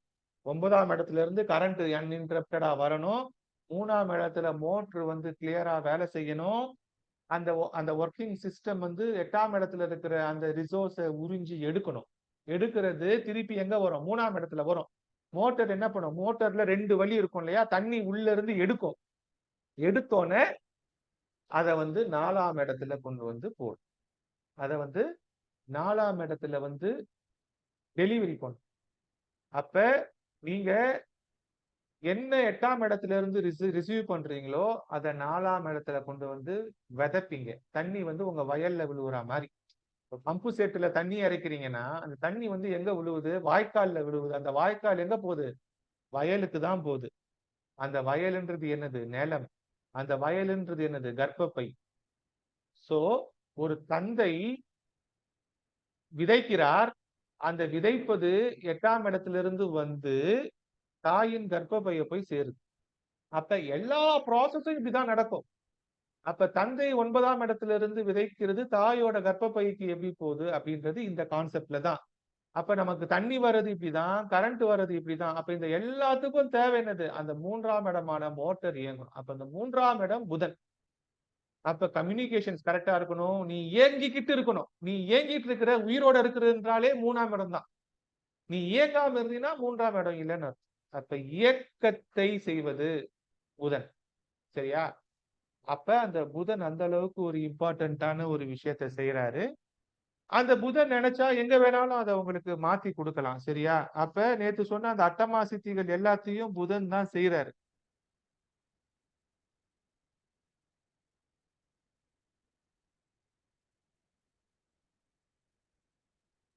ஓகே. சோ இந்த புதன் வந்து எப்போதுமே வந்து அவதாரம் எடுக்கிறாரு, பெருமாள் அவதாரம் எடுக்கிறாருன்னா அந்த அவதாரத்துல பாம்பு இல்லாம இருக்காது. கரெக்டா? அப்படி இல்லைன்னா இன்னொரு உருவத்துல இன்னொரு விலங்கு உருவத்தை வச்சுதான் ஒரு அவதாரம் எடுப்பார் மாதிரி நமக்கு காட்டப்படுது. இப்ப ராமாயணத்துல அவதாரம் எடுக்கிறாருன்னா கூட ராமனுக்கு கூட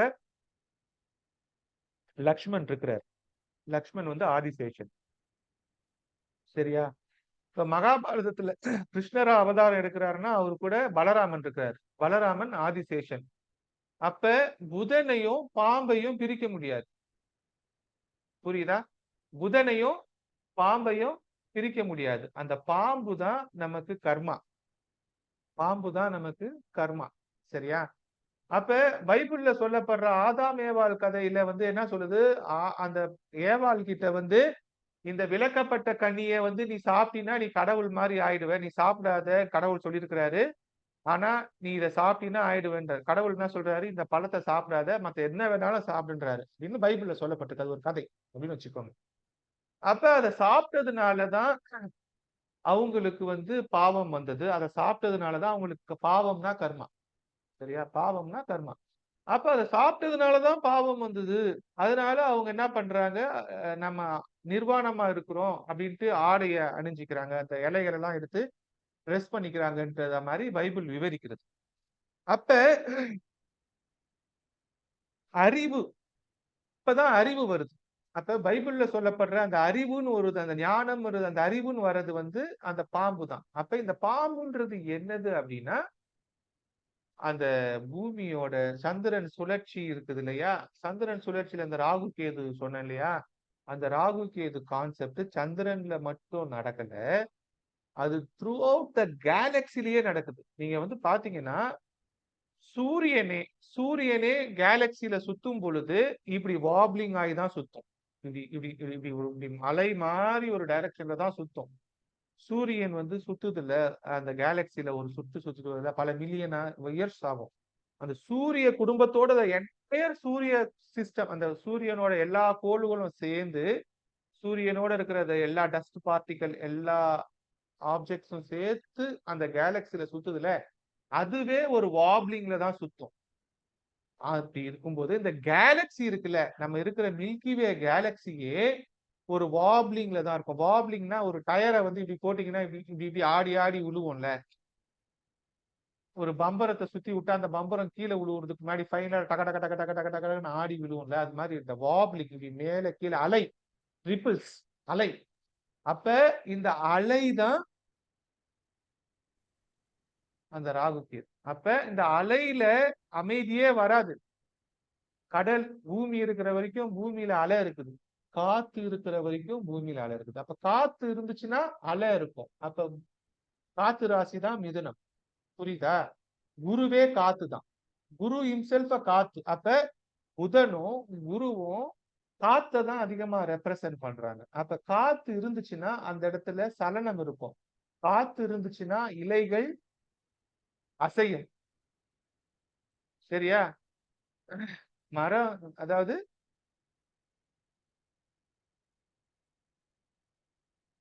எப்படி வந்து இந்த பூமியில இயக்கம் இருக்குது, பூமியில இயக்கம் இருக்குதுன்னா காத்து இருக்குது, காத்து இருக்கிறதுனாலதான் இந்த இயக்கம் இருக்குது. இந்த காத்தால நமக்கு கடல்கள்ல அலைகள் இருக்குது, இந்த காத்தால நமக்கு மரங்கள்ல அசைவுகள் இருக்கு. அப்ப இந்த அசைவுத்தன்மை, இந்த அசைவுத்தன்மை எல்லாத்தையும் இந்த புதனும் குருவும் கொடுக்குறாங்க. அப்ப இந்த சலனத்தை கட்டுப்படுத்தி ஒருமுகப்படுத்தி ஒன்னஸ்க்கு போகும் பொழுது நம்ம நம்ம மோட்சத்தை நோக்கியோ இல்ல நம்ம ஒரு குறிப்பிட்ட விஷயத்துல வெற்றியை நோக்கியோ போகணும். சோ இந்த விஷயத்த கிளியரா புரிஞ்சுக்கோங்க. இந்த புதனுக்கு இன்னும் நிறைய காரகத்துவங்கள் இருக்குது. அதுல நீங்க போக போக புரிஞ்சுப்பீங்க. ஆனா இந்த புதனோட அடிப்படை காரகத்துவம் முயற்சி. அப்ப நம்ம வாழ்க்கையில முயற்சி பண்ணா ஜெயிக்கலாம். ஒரே விஷயத்துல முயற்சி செய்யினா ஜெயிக்கலான்றதுதான் அடிப்படை. அப்போ ஃபோக்கஸ் பண்ணிக்கணும், நம்மளோட ஸ்கில்ஸை வளர்த்துக்கணும், நம்ம எதுல பயணிக்கணும்ன்றத முடிவு பண்ணிக்கணும், அதுலயே தொடர் உழைப்ப போடணும். அப்ப வந்து விடாமுயற்சி விஸ்வரூப வெற்றி.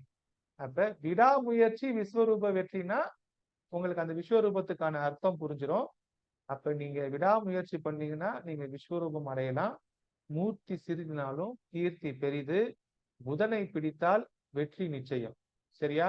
அது மாதிரி மகாபாரதத்துல சகுனியும் புதனோட காரகத்துவம் தான், இவரும் புதனோட காரகத்துவம் தான். இவரு ஒரு எக்ஸ்ட்ரீம்ல பிளே பண்ணுவாரு, அவரு ஒரு எக்ஸ்ட்ரீம்ல பிளே பண்ணுவார். சரியா? அப்ப அறிவு என்கின்ற ஆயுதத்தை அழகாக பயன்படுத்தி உழைப்பு என்ற ஒரு உன்னதமான தத்துவத்தை தினமும் நீங்க பயன்படுத்தினீங்கன்னா வாழ்க்கையில வெற்றி நிச்சயம். அப்ப மோட்டரை கரெக்டா பயன்படுத்தணும், உடல் இயக்கத்தை கரெக்ட் பண்ணணும், ஷார்ட் டிஸ்டன்ஸ் டிராவல் பண்ணணும். சோ அப்ப புதனை கிளியரா புடிச்சிட்டீங்கன்னா வாழ்க்கையில ஜெயிச்சிடலாம். உங்கள் உழைப்பு உங்கள் வெற்றிக்கான உத்தரவாதம். சரியா? உங்களுக்கு டவுட்ஸ் இருந்துச்சுன்னா கேளுங்க. நான் கேட்டது புதன் சம்பந்தமா எதுனாலும் கேளுங்க. இப்ப அந்த 4 ராசிகள், அந்த தனுசு, மிதுனம், அந்த 4 ராசிகள் சொன்ன உபய ராசிகள் எந்த சந்தேகனாலும் கேளுங்க. காற்று தத்துவத்துல எந்த சந்தேகனாலும் கேளுங்க. அந்த இப்ப நான் சொன்ன அந்த எராக்ஷன், அந்த குழந்தை பேரு, இந்த மாதிரி புதன் சார்ந்த எந்த விஷயமா இருந்தாலும் இன்னைக்கு கேளு. மற்ற விஷயங்கள்ல அந்தந்த டாபிக் பேசும்போது கேளு. ஐயா, வணக்கம். நீங்க அந்த கரு உருவாகி அது வந்து குழந்தையா மாறும்னு சொன்னீங்க இல்லையா? அந்த இது வந்து திருப்பி ஒரு வாட்டி விளக்குங்க ஐயா. அந்த 3ஆம் இடம், 9ஆம் இடம், 8ஆம் இடத்தை மட்டும்.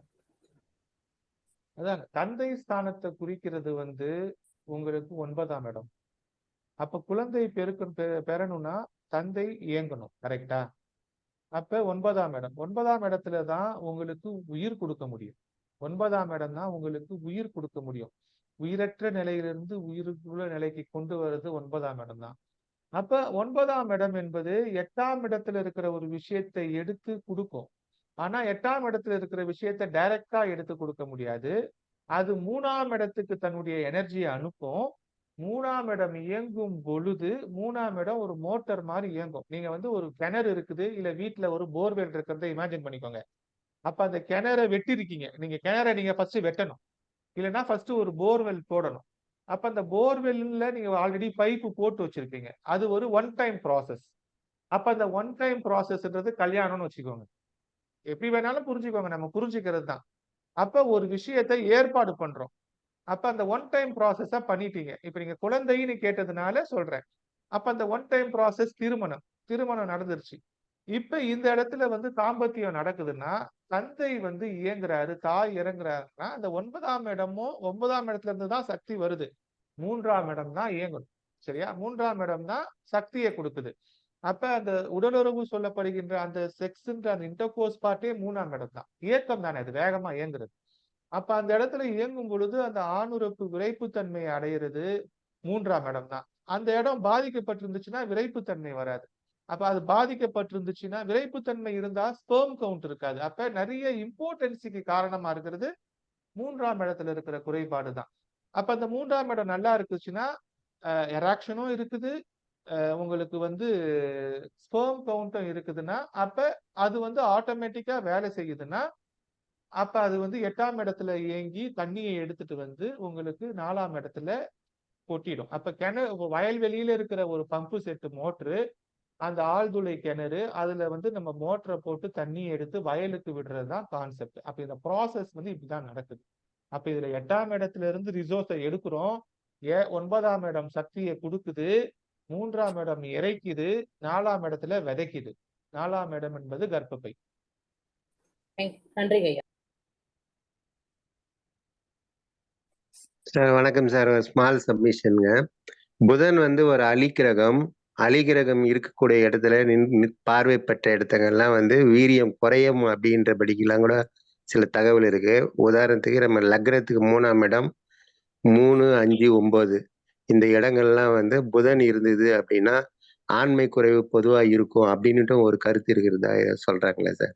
அப்ப இது வந்து கான்ட்ரரி ஸ்டேட்மெண்டா தானே போகுது? நான் சொல்றது புதனை சொல்லல, நான் சொல்றது இடத்தை சொல்றேன். அது கிளியரா புரிஞ்சுக்கோங்க. நான் சொல்றது 3ஆம் இடம். நான் சொல்றது அந்த இடத்துல புதன் இருக்கணும்னு சொல்லல. ஓகே, இப்ப ரைட்டுங்க சார். இப்போ ஐயா ஒரு டவுட். இப்ப நம்ம வந்து காலப்புருஷ தத்துவத்துல நீங்க சொல்றீங்க, அத வந்து நம்ம ராசி கட்டத்துல இருக்க லக்னத்தை நம்ம கனெக்ட் பண்ணி எடுத்துக்கணுமா? ஆமா, நம்ம ஜாதகத்துல லக்னத்துல இருந்து எடுத்து. நன்றிங்க ஐயா. வணக்கம் சார். வணக்கம். ஆஹ் மேஷ ராசி லக்கணமா வருதுங்க. அதனோட மாந்தி அமர்ந்திருக்கு. மீனத்துல சூரியன் சுக்கிரன் புதன் உக்காந்து, இதுல புதன் வந்து அசங்கமாயிருக்குங்க ரேவதி நட்சத்திரத்துல. சார் சொல்லுங்க, கேள்வி என்ன? அசங்கமாயிருக்கு. இதுல வந்து ஒரு கல்வின்றது வந்து ஒரு உயர்நிலையை கொடுக்குமா இல்ல மந்தத்தன்மையை கொடுக்குமா? புதன் அஸ்தங்கமாயிருந்தாலும் அது அஸ்தங்க தோஷம் அடையாதுன்னு பொதுவா ஜோசியத்துல சொல்றாங்க. ஆனா அது அஸ்தங்க தோஷத்தை கொடுக்குது ரியல் டைம்ல. ஆ, அது ஒரு விஷயம். சரி பொதுவாக சொல்லப்படுறது புதனுக்கு அஸ்தங்க தோஷம் கிடையாது, புதனுக்கு வக்ர பலன் கிடையாதுன்னுலாம் பொதுவா சொல்றாங்க. ஆனா அதெல்லாம் செய்யுது. ஆ, இது ஃபர்ஸ்ட் பாயிண்ட். அடுத்து சுக்கிரன் அங்க இருக்கிறதுனால புதன் நீச்சபங்க ராஜயோகம் அடைஞ்சிருவாரு. அவருக்கு வந்து படிப்பு நல்லா வரும். சரி. அதே லக்கணத்துக்கு 3வது வீடு மிதுனமா அமைது. அதுல வந்து கேது அமர்ந்திருக்காரு. 6ஆம் இடமா கன்னியில சனி அமர்ந்திருக்காருங்க. இல்ல, நீங்க ஒரு தனிப்பட்ட ஜாதகத்துக்கு பலன் கேட்கிற மாதிரி போவாதீங்க. பொதுவான சரி கேள்விகளாக்கி. சரிங்க. சரி, நன்றிங்க. நன்றி. வேற யாருக்காச்சும் டவுட் இருக்குதா? வணக்கம் ஐயா. வணக்கம். சுப்பிரமணியன். ரொம்ப அருமையா ஒரு வகுப்பை கொடுத்துருக்குறீங்க. அதாவது 100 புஸ்தகங்களை நாங்க படிச்சதை இன்னைக்கு இந்த 1 மணி நேரத்தை கொடுத்துருக்கீங்க சொன்னா அது மிகையாகாது. அந்த அளவுக்கு ஒரு நல்ல ஒரு ஸ்டஃப்பை கொடுத்துருக்குறீங்க. ரொம்ப நன்றி. நிறைய பேருக்கு நிறைய சந்தேகங்கள் வந்து உருவாகக்கூடிய ஒரு கிரகம் வந்து புதன் கிரகம் தான். காரணம், நம்ம 6 ஆதாரங்கள் சொல்லக்கூடிய விஷயங்கள்ல மூலாதாரம் வந்து ரொம்ப முக்கியமானது. மூலாதாரம் தான் ஆரம்பம். அந்த மூலாதாரத்துக்கு உண்டான கிரகமே பார்த்தீங்கன்னா புதன் தான். அங்கிருந்தா எல்லாமே ஆரம்பிக்கும். உலகத்தினுடைய இயக்கம் நீங்க சொன்னீங்க பார்த்தீங்களா, அது முற்றிலும் உண்மை. உலகத்துல உயிரினங்கள் இல்லைன்னா எதுவுமே கிடையாது. அந்த உயிரினங்களை உருவாக்குறதுக்கு உடம்பு இருந்தா கூட, ஆத்மகாரகன் சூரியன் வேலை செஞ்சா கூட, முயற்சி, வீரியம், விஜயம், வெற்றி, இந்த 3ஐயும் கொடுக்கக்கூடிய ஒரு விஷயம் பார்த்தீங்கன்னா அது புதன் சொல்லக்கூடிய 3வது இடமும், அதுக்கு ஒரு சர்வீஸ் சொல்லக்கூடிய 6வது இடமும் ரொம்ப அற்புதமா இன்னைக்கு விளக்கி இருக்கிறீங்க. இதுல இன்னைக்கு நீங்க சொல்லும் போது 3ஆம் இடம் வந்து சிறு பிரயாணம், 9ஆம் இடம் வந்து தூர தேசத்து பிரயாணம் அப்படின்னு சொன்னீங்க. இந்த 3ஆம் இடம்ங்கிறது சிறு பிரயாணங்கிறத விட ஒரு ஆரம்பம், பிரயாணத்தினுடைய ஒரு ஆரம்பம், ஒரு ஷார்ட் டிஸ்டன்ஸ் நம்ம கவர் பண்றது. இந்த 9ஆம் இடங்கிறது ஒரு 500 கிலோமீட்டர், ஒரு 400 கிலோமீட்டர் தாண்டி நம்ம போறோம். அதாவது குறைந்தபட்சம் ஒரு 100 கிலோமீட்டர் தாண்டி போறோம்னா அது 9ஆம் இடமா கூட நம்ம நினைச்சுக்கலாம். 12ஆம் இடங்கிறதா வந்து அயல் நாடுகள், அயல் தேசங்கள்னு சொல்லக்கூடிய விஷயங்களா இருக்குன்னு பொதுவா வந்து நம்ம சொல்றோம். அதுக்கு குரு வந்து நீங்க சொல்ற மாதிரி உபயராசிகள் சொல்லக்கூடிய இந்த 4 இடங்கள் தான் இந்த மற்ற 8 பாவங்களையும் ஏற்குது. அப்ப அந்த 12ஆம் இடத்துக்குரியவரும் குருவாவே இருக்கிறதுனால நம்ம அதையும் வந்து கண்டம் விட்டு கண்டம் செல்லக்கூடிய விஷயங்களுக்கு குருவை நம்ம எடுத்துக்கலாங்கிறது அடியானுடைய சின்ன ஒரு இதுங்க ஐயா. ரொம்ப அற்புதமான வகுப்பு. நன்றி. நன்றிங்க நன்றிங்க. நன்றி ரொம்ப சார். அற்புதம். நன்றிங்க. உங்களுடைய வருகைக்கு நன்றி சார். நன்றி. வணக்கம் சார், ஆலமேலு பேசுறேன் சார். சார் வணக்கம். ஆக்சுவலா இப்போ 3வது பாவம் தான் நம்மளுக்கு முயற்சி இல்லையா? இப்ப புதனை தான் வச்சு நீங்க காலபுருஷன் அடிப்படையில புதனுக்கு வச்சு சொல்றீங்க. சப்போஸ் இப்போ ஒரு ஜாதகத்துல 3வது இடத்துல கிரகங்களே இல்ல அப்படின்னும் போது அது புதனா வச்சு நம்ம பண்ணுவோமா? அது எப்படிங்க சார்? ஆமா மேடம். இப்ப நம்ம ஜாதகத்துல 3ஆம் இடம் ஏதாச்சும் ஒரு வீடு இருக்கும் இல்லையா? அந்த 3ஆம் வீட்டு அதிபதி நல்லா இருக்கணும். அந்த அதிபதி தான் 3வது பாவமா வேலை செய்வாருங்களா? லைக் புதன் மாதிரி ஆமா, முயற்சி மாதிரி வேலை செய்வார். ஆமா, உங்க லக்னத்துக்கு 3ஆம் வீட்டு அதிபதி தான் நான் இப்ப சொன்ன எல்லாத்தையும் செய்வார். அப்ப அந்த இடத்துல அந்த கிரகம் 3ஆம் வீட்டு அதிபதியா வேலை செய்வார். நம்ம அதை காலபுருஷனுக்கு வச்சு சொல்றோம். ஓகே ஓகேங்க சார், தேங்க்யூ சார்.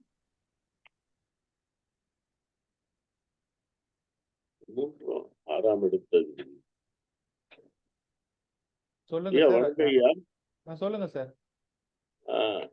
காலபுருஷனுக்கு 6ஆம் இடத்ததிபதி புதன் வர்றாரு ஐயா. அவர் வந்து அது லக்னத்துக்கு, ஜாதகருடைய லக்னத்துக்கு 6ஆம் அதிபதியா வந்தா அது எப்படி ஐயா இருக்கும்? எவ்வளோ உலகத்துல 12ல ஒருத்தர் மேஷ லக்னமா தானே சார் இருப்பாங்க. அவங்களுக்கு மேஷ லக்னக்காரங்களுக்கு எப்படி வேலை செய்யறாருன்னு எடுத்தீங்கன்னா அதுதானே அந்த விதி.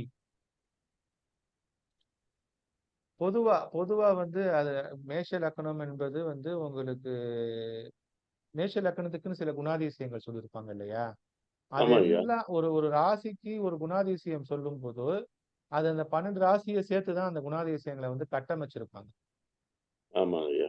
சரியா? அப்ப மேஷ லக்னத்துல இருக்கிறவங்க எப்போதுமே வந்து ஒரு நல்ல உழைப்பாளியா இருப்பாங்க. ஆமா. ஸோ டெடிகேட்டட் ஒர்க்கரா இருப்பாங்க. அது மாதிரி கன்னி ராசியில பிறந்தவங்க, கன்னி லக்னத்துல பிறந்தவங்களுக்கு வந்து ஒரு நிரந்தர வேலைக்கு போறவங்களா இருப்பாங்க.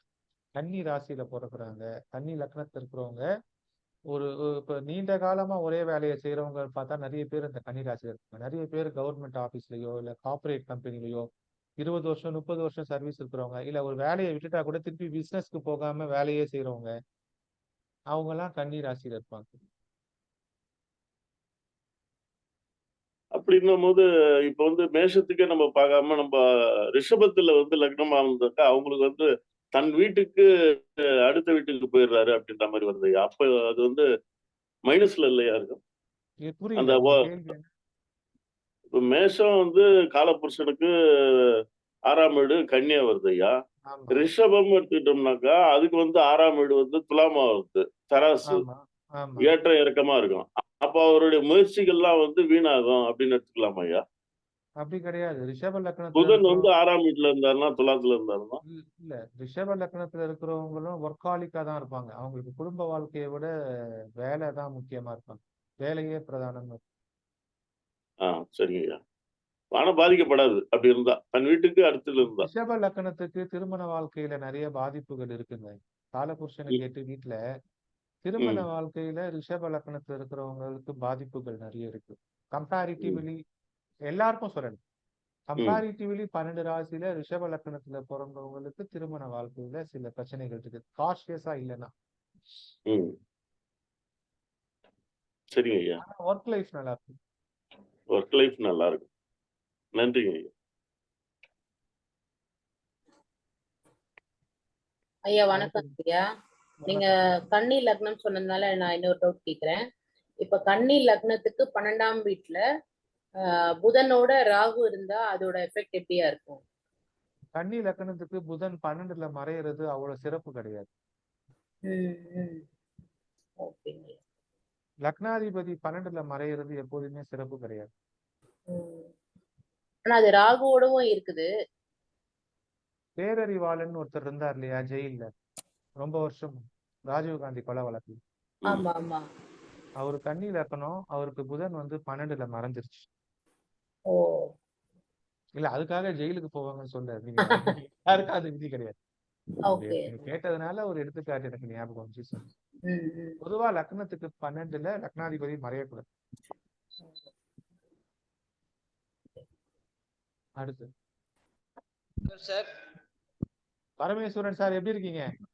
ரொம்ப நாள் ஆச்சு. காலை வணக்கம் ஐயா. காலை 3 நாளா ட்ரை பண்றேன். இன்னைக்கு தான் ஜூம்ல கலந்துக்கிறதுக்கான அந்த வாய்ஸ் கிடைச்சு. ஏன்னா நிறைய எப்படி எப்படியோ போயிட்டு இருந்துச்சு. அப்புறம் இன்னைக்கு எப்படியோ ட்ரை பண்ணி வந்துட்டேன். அருமையா இருக்கு நிகழ்ச்சி, ரொம்ப சிறப்பா இருக்கு. ரொம்ப வாழ்த்துக்கள். இந்த காலை நேரம் அதிகாலையில எழுப்பி இத்தனை கருத்துக்களை கொடுக்கறதுக்கு கடவுள் உங்களுக்கு அந்த வாய்ப்பை வழங்கிட்டாரு. எங்களுக்கு ஒரு துளி அதுல கிடைக்குது. உண்மையிலேயே சந்தோஷமா இருக்கு சார். வாழ்த்துக்கள். எல்லாம் உங்களை மாதிரி பெரியவங்க ஆசீர்வாதம் சார். அதெல்லாம் கிடையாது. கொஞ்ச நாள் டிஸ்டன்ஸ் ஆகி போயிட்டோம். நான் கண்டினியூ பண்ணிக்கிறேன். Thank you. Thank you sir. Hello sir. சொல்லுங்க சார். இப்ப சிம்ம லக்னத்துல குரு புதன் இருந்தாங்கன்னா அது எப்படி சார்?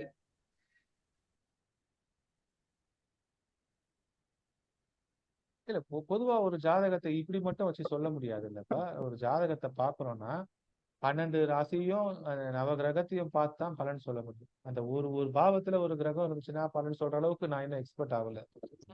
இப்ப நீங்க சொன்னீங்க கன்னி வந்து பேசிக்கா புஷ்புல் அத பேசிக்கா எடுத்துக்கிட்டு சொன்னீங்க. இப்ப வந்து அதுவே லக்னத்துல சிம்ம லக்னத்துல குருவும் புதனும் சூரியனோட இருந்தா அது எந்த மாதிரி எஃபெக்ட் இருக்கும் சார்? சூரியனோட இருந்தா நல்லதுதான். ஏன்னா சொந்த வீட்டுல சூரியன் இருக்கிறாரு. குரு வந்து சூரியனோட ஃப்ரெண்டு. புதனையும் சூரியனையும் பிரிக்க முடியாது. அது ஒரு நல்ல காம்பினேஷன் தான். குரு நெருப்பு ராசியில நல்லா தான் வேலை செய்வார்.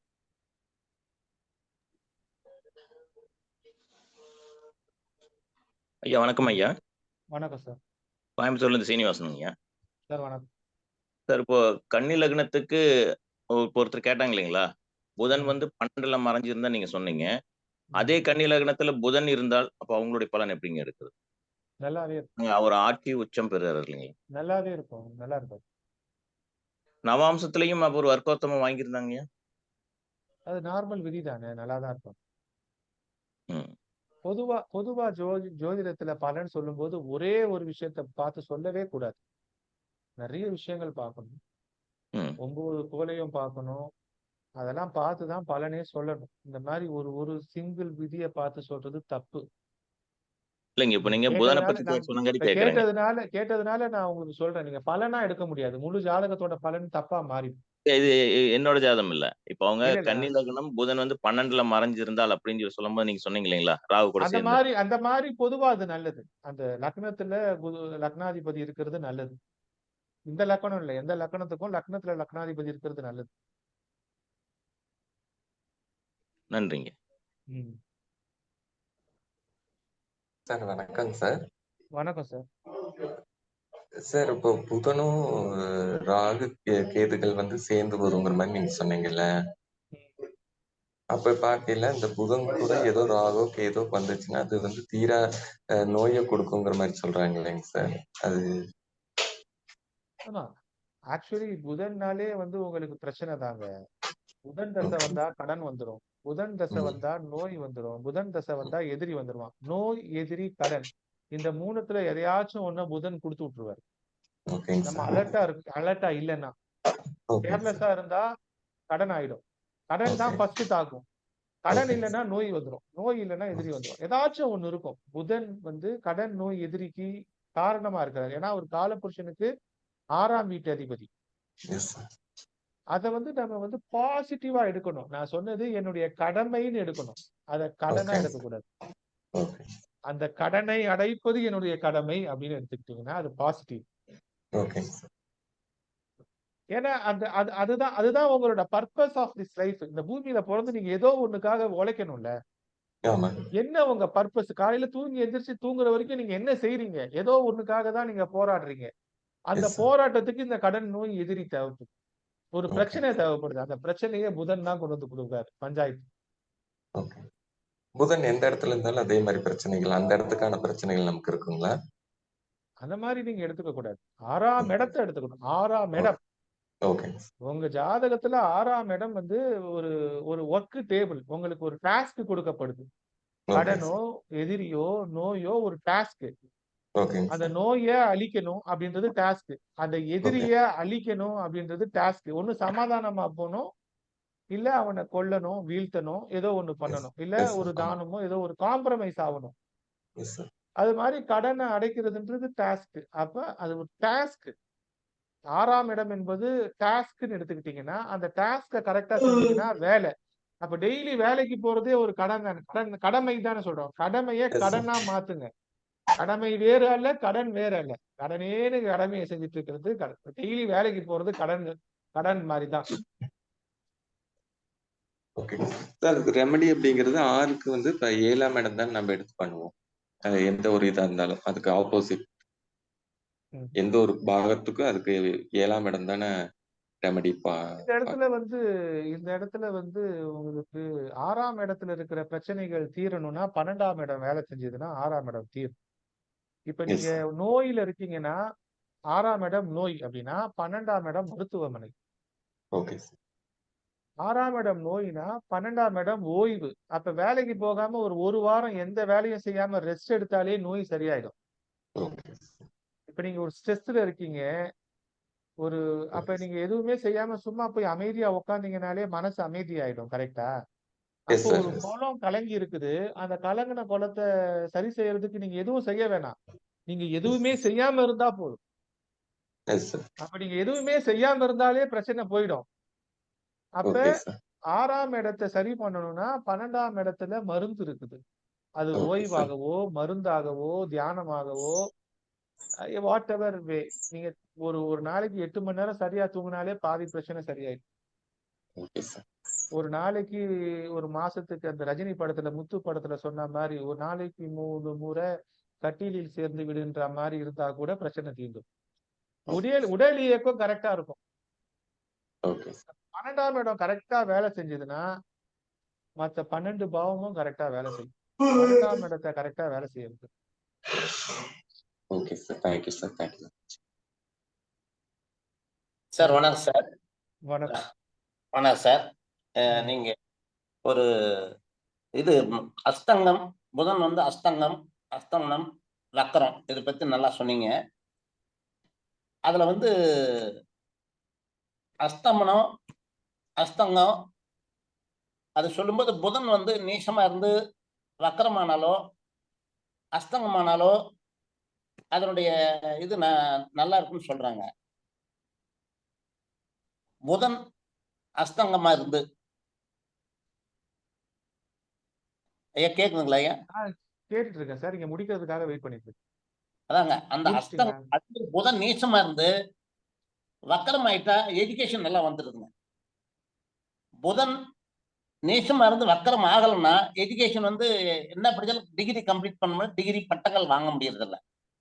நீங்க அஸ்தங்கமும் அஸ்தமனத்தை பத்தி சூப்பரா சொன்னீங்க. அதுக்கு அஸ்தங்க தோசை இல்லைன்னா கூட எடுத்துக்கணும்னு சொன்னீங்க. அந்த பாயிண்ட் உங்ககிட்ட நல்ல பாயிண்ட் கிடைச்சதுனால தான் அதை பத்தி கேட்டேன். ஆமா சார். புதன் வந்து உங்களுக்கு வக்ரமானாலும் நல்லதுதான். ஆனா வந்து நிறைய எனர்ஜியை போடுற மாதிரி இருக்கு. அதனால புதன் வந்து வக்கரம் ஆகிறது அஸ்தங்கத்தை பத்தி ஒன்றும் பெரிய பிரச்சனை இல்லைங்க. அந்த வக்கரம் நீச கிரகம் நீசமாயிட்டாக்கா அது நிறைய பேருக்கு எஜுகேஷன் வேஸ்டா போயிருக்கு. வக்கரம் ஆயிடுச்சுன்னா எஜுகேஷன் டாப்ல கொடுத்துருது. அந்த நீசகிற வக்கரமா புதன் நீசமா இருந்து வக்கரம் ஆயிட்டா பத்தியில எல்லாம் நல்ல பட்டதாரி நல்ல ரிசர்ச் நல்லா இருக்காங்க. ஏன்னா அவங்க திருப்பி திருப்பி முயற்சி செய்யறாங்கல்ல. வக்ரம்னா 1க்கு 2 தடவை 3 தடவை அட்டெம்ப்ட் எழுதியாச்சும் பாஸ் ஆயிடுவாங்க. ஆமாங்க. நீசமானீங்க பாஸ் பண்ண டிகிரியே வாங்க முடியலைங்க. ஆனா நீச்சபங்கம் ஆனா வந்து ஞானம் கிடைச்சிடும். ஆமாங்க அது கிடைக்குதுங்க. சுக்கிரன் வந்து உச்சம், புதன் நீசம், குரு பாக்குறதுங்க அந்த இடத்த. அவன் ஞானம் வேலை செய்யுதுங்க. நல்ல அஸ்ட்ராலஜரா இருக்காங்க. இதெல்லாம் நடக்குதுங்க. ஆமா அது படிப்பு இல்லாட்டினாலும் அறிவு வேலை செஞ்சிடும்.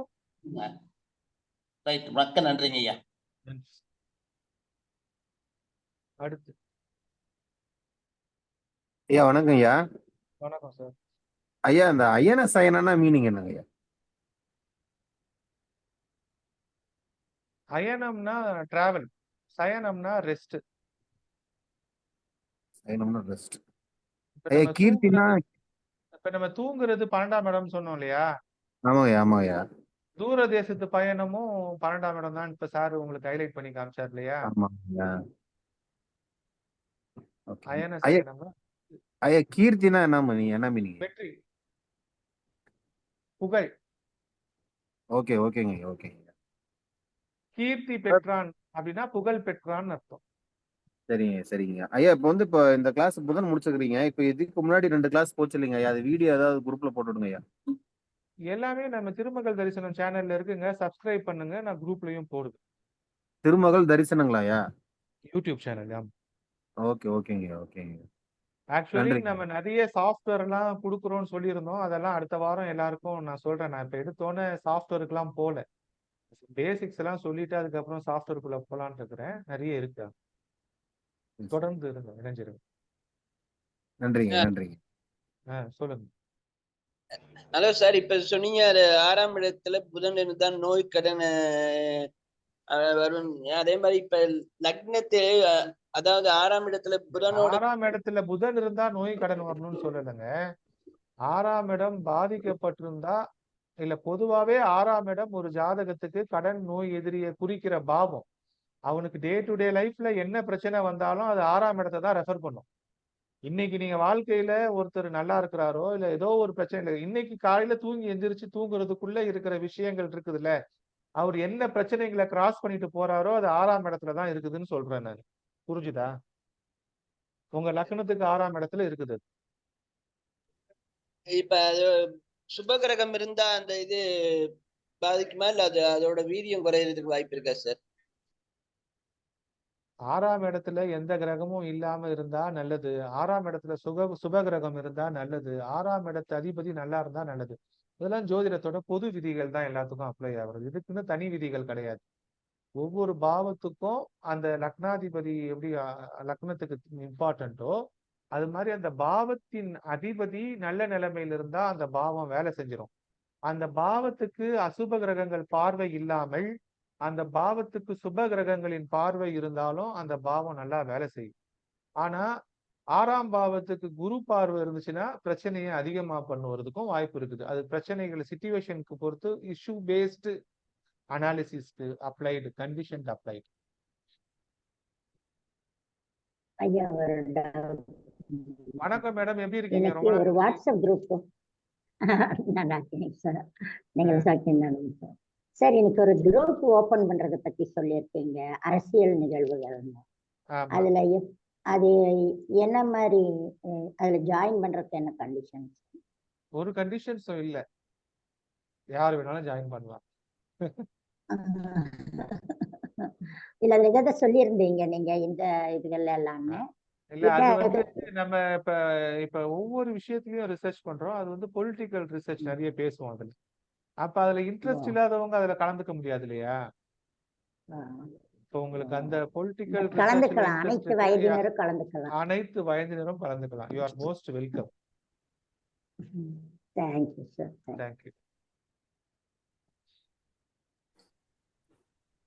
ஐயா வணக்கம், சொல்லுங்க. வணக்கம் ஐயா. இந்த காலபுருஷ தத்துவத்துல வந்து நீங்க வந்து பெருமாளோட சயன குலத்தை சொன்னீங்க இல்லையா, 6ல இருந்து 12.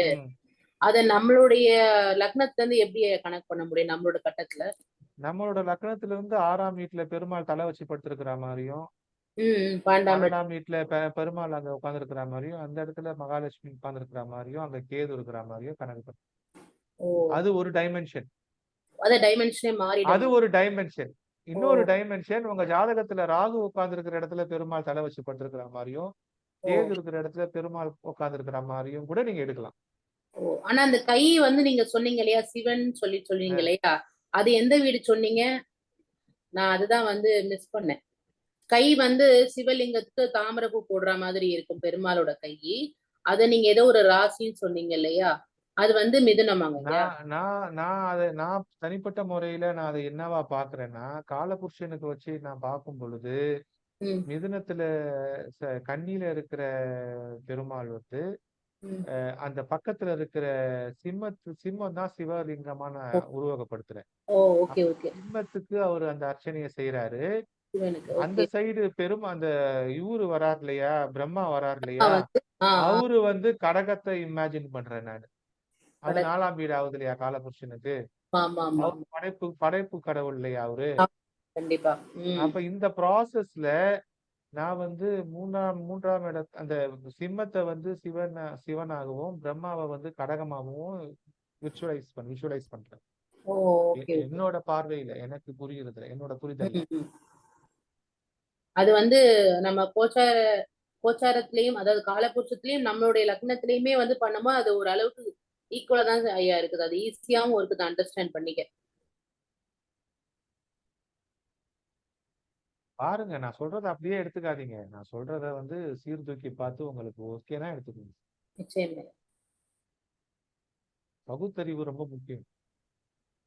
எப்பொருள் யார் யார் வாய் கேட்பினும் அப்பொருள் மெய்ப்பொருள் காண்பது அறிவு. அந்த மெய்ப்பொருள் காண்பது அறிவே புதன் தான்.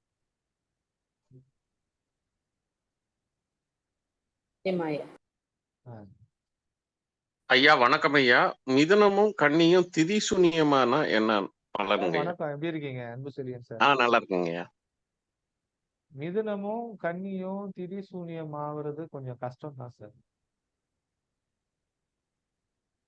ஆனா அதுக்காக நம்ம பயப்பட வேணாம்.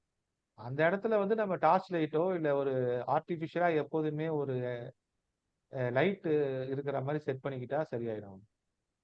அங்க இப்ப ஒரு வீடு இருக்கு சார். அந்த வீடு வந்து இப்ப எங்க வீடு இருக்குன்னா, எங்க வீட்டுல வந்து ஜன்னல் இருந்த இடம்லாம் மறைஞ்சிடுச்சு சுத்தி. முன்னாடி வீடு கட்டினப்ப பக்கத்து வீட்டுல வந்து வீடு கட்டல. இப்ப எல்லாம் பக்கத்து வீட்டெல்லாம் சேர்ந்து செவுரு எழுப்பிட்டாங்க. அப்ப 2 சைடுல இருக்கிற ஜன்னல் மறைஞ்சிருச்சு. இப்ப எங்க வீட்டுக்குள்ள நான் கதவை திறந்து உள்ள வந்தேன்னா லைட் போடாம இருக்க முடியாது. பகல்லையே லைட் போட்டு தான் இருக்கும். சில வீடுகள் வந்து எப்போதுமே லைட் போட்டு தான் இருக்கும். லைட் போடலைன்னா கூட வெளிச்சம் இருக்கும். அந்த காலத்துல எல்லாம் வீடுகள் வந்து மேல வந்து அந்த சூரியன் படுற மாதிரி ஒரு முற்றம் மாதிரி எல்லாம் வச்சு கட்டியிருப்பாங்க. சுத்துக்கட்டு வீடெல்லாம். அப்ப வீடுகளோட அமைப்பு மாதிரி தான் உடம்பு எல்லாமே இருக்கு. கரெக்டா? அப்ப சிதி சூனியத்துல இருக்குதுன்னா அது எப்போதும் கொஞ்சம் இருட்டா இருக்கு. எனர்ஜி டிரான்ஸ்ஃபார்ம் ஆக முடியாம இருக்குதுன்னா அதுக்கு ஆர்டிபிஷியலா நம்ம வந்து ஒரு லைட் எப்போதுமே போட்டு வச்சிருக்கிற மாதிரி பண்ணா அது வேலை செஞ்சுட்டு இருக்குது சார். அவ்வளவுதான். எந்த இடத்துல லைட் இல்லையோ அந்த இடத்துல லைட்டை போடணும். எந்த இடத்துல சப்ளை துண்டிக்கப்பட்டிருக்குதோ அந்த இடத்துல ஒரு ஜாயிண்ட் போடணும். எந்த இடத்துல லீக் இருக்குதோ அந்த இடத்துல அந்த லீக்கை அடைக்கணும். இதை செஞ்சுட்டா பிரச்சனை தீர்ந்துடும் சார். நன்றிங்க. நன்றி சார். அப்புறமா ஃப்ரீயா இருக்கும்போது எனக்கு ஃபோன் பண்ணுங்க சார். கண்டிப்பாங்க ஐயா. அடுத்து வேற யாருக்கும் கொஸ்டின்ஸ் இல்லைன்னா இன்னைக்கு செஷனை முடிச்சுக்கலாம். நாளைக்கு பார்த்துக்கலாம். நாளைக்கு ஒரு சின்ன வேண்டுகோள், மற்ற குரூப்புங்களோட லிங்க்குங்களை கொஞ்சம் ஷேர் பண்ணி நல்லா இருக்கும் ஐயா. வேணும்ன்றது நாங்க வந்து ஜாயின் ஆயிக்கிறோம். நீங்க என்ன குரூப்ல இருக்கீங்க? நான் வந்து அந்த இது வந்து ரைட்டிங் இதுல இருக்கங்க ஐயா இப்போ. சரி, நான் எல்லாத்தையும் எல்லா குரூப்லயும் பண்ணுவேன். நீங்க அதை சேர்ந்துக்கணும். நன்றி. அனைவருக்கும் வணக்கம். நாளை சந்திப்போம். நன்றி. நன்றி. கிரக யுஸ்தம் பத்தி ஒருத்தர் கேட்கிறாரு. நாளைக்கு சொல்றேன். நன்றி.